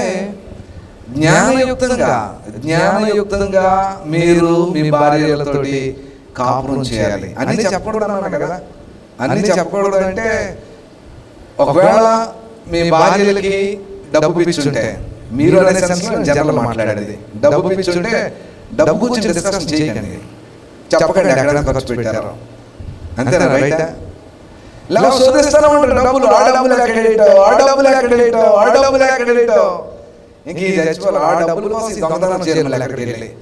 ఎందుకంటే ఆ డబ్బులు ఎక్కడ ఖర్చు పెట్టేసి ఉండొచ్చు. ఆ డబ్బులు కొన్నిసార్లు కొన్ని విషయాలు ఏవి భార్యలు అంగీకరించట్లేదో, ఏవి భార్యలకు ఇష్టం కాదో, అలాంటి వాటిలో కొంచెం భర్తలు జాగ్రత్తగా ఉండడం చాలా మంచిది. దాన్ని ఏమంటారంటే జ్ఞానయుక్తంగా కాపురం చేయడం. అబద్ధం ఆడడాన్ని నేను ప్రోత్సహించట్లేదు, దీన్ని తప్పుగా అర్థం చేసుకోవద్దు. ఒక ఇండైరెక్ట్ ఒక ఎగ్జాంపుల్ మాత్రమే చెప్పాను. అందువరకు కొన్ని విషయాలు భార్యలు వారు బలహీనమైన ఘటనలు కాబట్టి జ్ఞానయుక్తంగా వారితోటి కాపురం చేయాలి, జ్ఞానం ఉండాలి. ఇంకొక 2 చెప్పేసి నేను ముగిస్తాను. భర్తలు ఎలాగైనా భార్యలతో ఉండాలి లేక ఎలాగైనా ఉండాలంటే కొలస్సీలకు రాసిన పత్రిక 3వ అధ్యాయం, కొలస్సీలకు రాసిన పత్రిక 3వ అధ్యాయము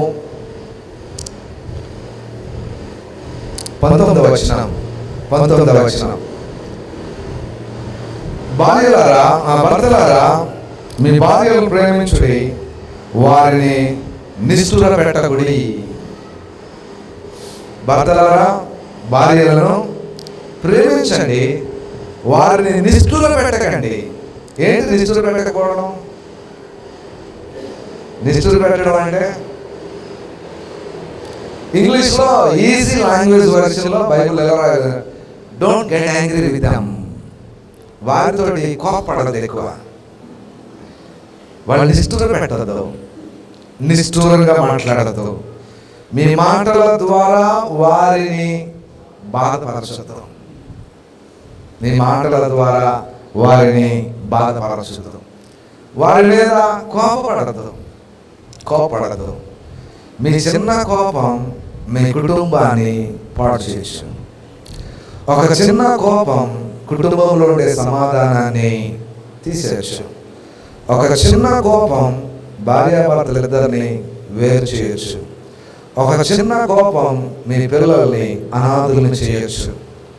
ఒక చిన్న కోపం మీ పిల్లల భవిష్యత్తుని నాశనం చేయొచ్చు.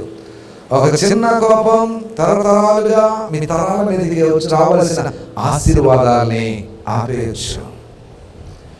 ఒక చిన్న కోపం పెద్ద సమస్యను తీసుకుని వస్తుంది. ఇంట్లో భర్త కోపం రావడం సహజం, కానీ భర్త కోపం ఇచ్చినప్పుడు భార్య తన నోరు కంట్రోల్ చేసుకోవాలి.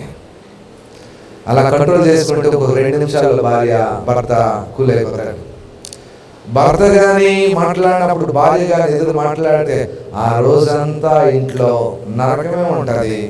దానివలన వారికి దేవుడిచ్చిన బహుమానాలైన పిల్లలు చాలా మానసికంగా కృంగిపోతారు. ఇద్దరు తల్లిదండ్రులు లేక ఇద్దరు భార్య భర్తలు సరిగా లేకపోతే వారి పిల్లలు ఆశీర్వాదకరమైన పిల్లలుగా ఉంటారని కలలు కనదు. ఐక్యత లేని కుటుంబంలో మీ పిల్లలు అన్ని విషయాల్లో బాగుగా ఎదుగుతారని ఎప్పుడూ ఊహించదు. మీ మధ్యలో ఉండే గొడవలు, మీ మధ్యలో ఉండే సమస్యలు పిల్లల భవిష్యత్తు మీద ప్రభావం చూపిస్తుంది.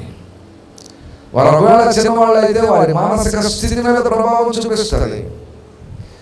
వాళ్ళు ఒకవేళ పెద్దవాళ్ళు అయితే మీకు రావాల్సిన గౌరవాన్ని వారు ఇవ్వలేరు. ఎందుకంటే మీరు ఎలాంటి వారిని తెలుసు కాబట్టి. తల్లిదండ్రులుగా గౌరవిస్తారు, తల్లిదండ్రులుగా అభినందిస్తారు, కానీ మీ అడుగు జాడలో నడలేరు వాళ్ళు. ఎందుకు అంటే మీరు వారికి మాదిరికరంగా ఉండలేకపోయారు కాబట్టి. దేవుడు వాక్యం చెప్తుంది, భర్తలారా మీ భార్యలను నిష్ఠూర పెట్టకండి, వాళ్ళ మీద కోపడకండి, ఇష్టం వచ్చినట్టు మాట్లాడకండి. వారు మీ జీవనంలో లేక మీతోటి సహా ఏమంటాం భాగస్వాములను ఎరిగి, బలహీనమైన ఘటనలను ఎరిగి వారిని సన్మానించండి. కుటుంబ వ్యవస్థ చాలా విలువైనది. డబ్బులు ఇచ్చి పెళ్లి చేసుకోవచ్చు, డబ్బులు ఇచ్చి అన్నీ చేయొచ్చు, కానీ ఒక పీస్ఫుల్ ఫ్యామిలీ జీవితాన్ని మన భూమి మీద డబ్బుల ద్వారా సంపాదించడం అది కేవలము దేవుడు మాత్రమే ఇవ్వగలడు. హల్లెలూయా.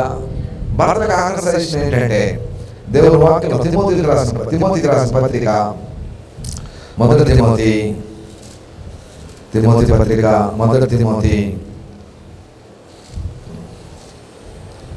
2వ అధ్యాయం 8వ వచనాన్ని మనం చూస్తే, కావున ప్రతి స్థలమందును పురుషులు కోపమును సంశయమును లేని వారే పవిత్రమైన చేతులెత్తి ప్రార్థన చేయవలని కోరుచున్నాను. ఇక్కడ కూడా భార్య భర్తల గురించి రాశారు. 8వ వచనం నుంచి 15వ వచనం వరకు. 8వ వచనం మొదటిగా పురుషుల గురించి రాస్తూ, కావున ప్రతి స్థలమందును పురుషులు కోపమును సంశయమును లేని వారే పవిత్రమైన చేతులెత్తి ప్రార్థన చేయవలెను. ఏం చేయాలి? పురుషులు ప్రార్థన చేయాలి. ఎవరి కొరకు ప్రార్థన చేయాలి? కుటుంబం కొరకు ప్రార్థన చేయాలి, భార్యా పిల్లల కొరకు ప్రార్థన చేయాలి, పరిశుద్ధమైన చేతులెత్తి ప్రార్థన చేయాలి, వారి పరిశుద్ధమైన జీవితం కలిగి ప్రార్థన చేయాలి. ఇప్పుడు నేను మిమ్మల్ని అడుగుతున్న ప్రశ్న ఏంటంటే, మీ ఇంట్లో కుటుంబ ప్రార్థన ఉంటుందా? ఉండకపోతే అది పెట్టుకోండి, అది చాలా ప్రాముఖ్యం. ఇంట్లో భర్త ప్రార్థన చేయాలి. దేవుని పవిత్రమైన చేతులెత్తి దేవుని ప్రార్థన చేయాలి. పవిత్రంగా చేసే ప్రార్థన దేవుని సన్నిధికి చేరుతుంది. అది ఆ కుటుంబానికి ఆశీర్వాదకరంగా ఉంటుంది. ఇంకో మాట చెప్తాను, భక్తి కలిగిన భర్తలను భార్యలు గౌరవిస్తారు. రోడ్డు మీద తిరిగి వచ్చి అక్కడెక్కడ తాగేసి అక్కడెక్కడ రోడ్ల మీద పడిపోయిన భర్తను భార్య గౌరవించలేదు, సమాజంలో వాళ్ళు కూడా గౌరవించలేరు. కానీ భక్తి కలిగిన భర్తను భార్య గౌరవిస్తుంది, భక్తి కలిగిన భర్తను సమాజం గౌరవిస్తుంది, భక్తి కలిగిన భర్తకు తన ఉద్యోగ స్థలంలో కూడా ఆయన గౌరవం ఉంటుంది. తిమోతి పత్రికలో భర్తలు లేక పురుషులు ఎలా ఉండాలి అంటే వారు ఎటువంటి సంశయం లేక పరిశుద్ధమైన చేతులెత్తి దేవుని సన్నిధిలో ప్రార్థన చేసే ప్రతి స్థలమందును, అక్కడ అదే ఉంది, ప్రతి స్థలమందును పరిశుద్ధమైన చేతులెత్తి వారు ప్రార్థన చేయాలి. దేవుని పిల్లలుగా భర్తలు ఇలా ఉండాలని దేవుని వాక్యం చాలా క్లియర్గా చెప్తుంది. దీనికి వ్యతిరేకమైనవన్నీ దేవుని దగ్గర నుండి వచ్చినవి కాదు, దీనికి సంబంధం లేనివని దేవుని దగ్గర నుండి వచ్చినవి కాదు. దేవుడు మానవులు సృష్టించిన దేవుడు, కుటుంబ వ్యవస్థను ఏర్పాటు చేసిన దేవుడు, కుటుంబాన్ని ఏర్పాటు చేసిన దేవుడు ఇలా ఉండాలని దేవుడు కోరుతున్నాడు. వాక్యంలో రాయించాడు, ఇలా ఉన్న భర్తలు వారి కుటుంబాలు దీవింపబడతాయి. అందుకొరకు మన కుటుంబాల వరకు జ్ఞాపకం చేసుకుందాం. సమాజంలో కుటుంబాలని జ్ఞాపకం చేసుకుందాం. ప్రభువా మా కుటుంబాలు ఎలా చేయనైనా, భర్తలుగా మేము ఎలా ఉండాలో, భర్తలుగా మేము ఎలా బ్రతకాలో, మా సంబంధాలు ఎలా ఉండాలో అలా చేయమని ప్రభువుని అడుగుదాం. భార్యల గురించి కూడా మనం చూసాం, భార్యలు భర్తలకు లోబడి ఉండాలని మనం చూసాం. ఎక్కడైతే లోబడి ఉంటారో భర్తలు భార్యలు ప్రేమిస్తారు. లోబడడం, ప్రేమించడం అనేది మ్యూచువల్, ఒకదానికి ఒకటి సంబంధించింది. ప్రభువా మనం అలా చేయని తల వచ్చి ప్రార్థన చేద్దాం. చిన్న ప్రార్థన. హల్లెలూయా, థ్యాంక్ యూ లార్డ్. ఒక నిమిషం ప్రభు వైపు చూద్దాం. వందనాలు యేసయ్యా. ప్రభువా మమ్మల్ని జ్ఞాపకం చేసుకో, ప్రభువా మమ్మల్ని జ్ఞాపకం చేసుకో. మీ పిల్లలు నాయన, మీ బిడ్డలను ప్రభువా మేము ఎలా ఉండాలో మీ వాక్యంలో రాసి పెట్టి ఉంచినందుకు వందనాలు. భర్తలుగా ఎలా ఉండాలో మీరు రాసి పెట్టి ఉంచినందుకు వందనాలు. Thank you lord. ఎవరికి వారు ఒక నిమిషం భర్తలుగా ప్రభువా నేను నీ వాక్య ప్రకారం నా కుటుంబాన్ని నడిపించడానికి, నీ వాక్య ప్రకారం మా కుటుంబాన్ని నిలవబెట్టుకోవడానికి, నీ వాక్య ప్రకారం మా జీవితాలను కట్టుకోవడానికి, నీ వాక్య ప్రకారం మా పిల్లలను పెంచడానికి, నీ వాక్య ప్రకారం భర్తలుగా మేము కుటుంబంలో నాయకత్వాన్ని లేక ఎలా నడిపించాలో అలా నడిపించడానికి మీ కృప ఇవ్వండి నాయనాని ఎవరు ప్రార్థన చేస్తున్నాం. హల్లెలూయా, థ్యాంక్ యూ లార్డ్. వందనాలు, వందనాలు, స్తోత్రం, స్తోత్రం, స్తోత్రం, స్తోత్రం, స్తోత్రం, స్తోత్రం. Thank you lord. యేసయ్యా మీకు వందనాలు, వందనాలు, వందనాలు, వందనాలు, వందనాలు. ఆశ్చర్యకరుడా మీకు వందనాలు, మా మంచి దేవా వందనాలు. Thank you lord. వందనాలు. ప్రేమ కలిగిన తండ్రి మీకు వందనాలు చెల్లిస్తున్నాము. మీ పాద చెంతకు వస్తున్నాము. మీ పిల్లలనైనా మేము, నువ్వు మా తండ్రివి. రక్షించబడిన కుటుంబాల్లో భర్తలు ఎలా ఉండాలో, రక్షించబడిన ఇంట్లో నైనా భర్తలు ఎలా జీవించాలో, భార్యలు పిల్లలతో ఎలా సంబంధం కలిగి బ్రతకాలో మీరు నేర్పిస్తున్న పాఠాన్ని బట్టి మీకు వందనాలు చెల్లిస్తున్నాం. మీ పిల్లలంగా మేమంతా బ్రతకడానికి, మీ వాక్యానుసారంగా బ్రతకడానికి, మీ వాక్యంలోనైనా మేము జీవించడానికి నీ కృప నాకు ఇవ్వండి నాయన, నీ కృప మాకు ఇవ్వండి నాయన. అలాగునైనా మీ వాక్య ప్రకారం బ్రతకడానికి, కుటుంబాలను చక్కబెట్టుకోవడానికి మీరు సహాయం చేయండి. మీ వాక్యాన్ని మా బిడ్డల జీవితాలందరిలో ఫలింపచేయమని యేసయ్య నామములో ప్రార్థిస్తున్నాము తండ్రి. ఆమేన్, ఆమేన్, ఆమేన్. అందరూ అలా కూర్చున్నట్లుగానే పాట పాడుతుండగా కానుకలు సమర్పిద్దాం.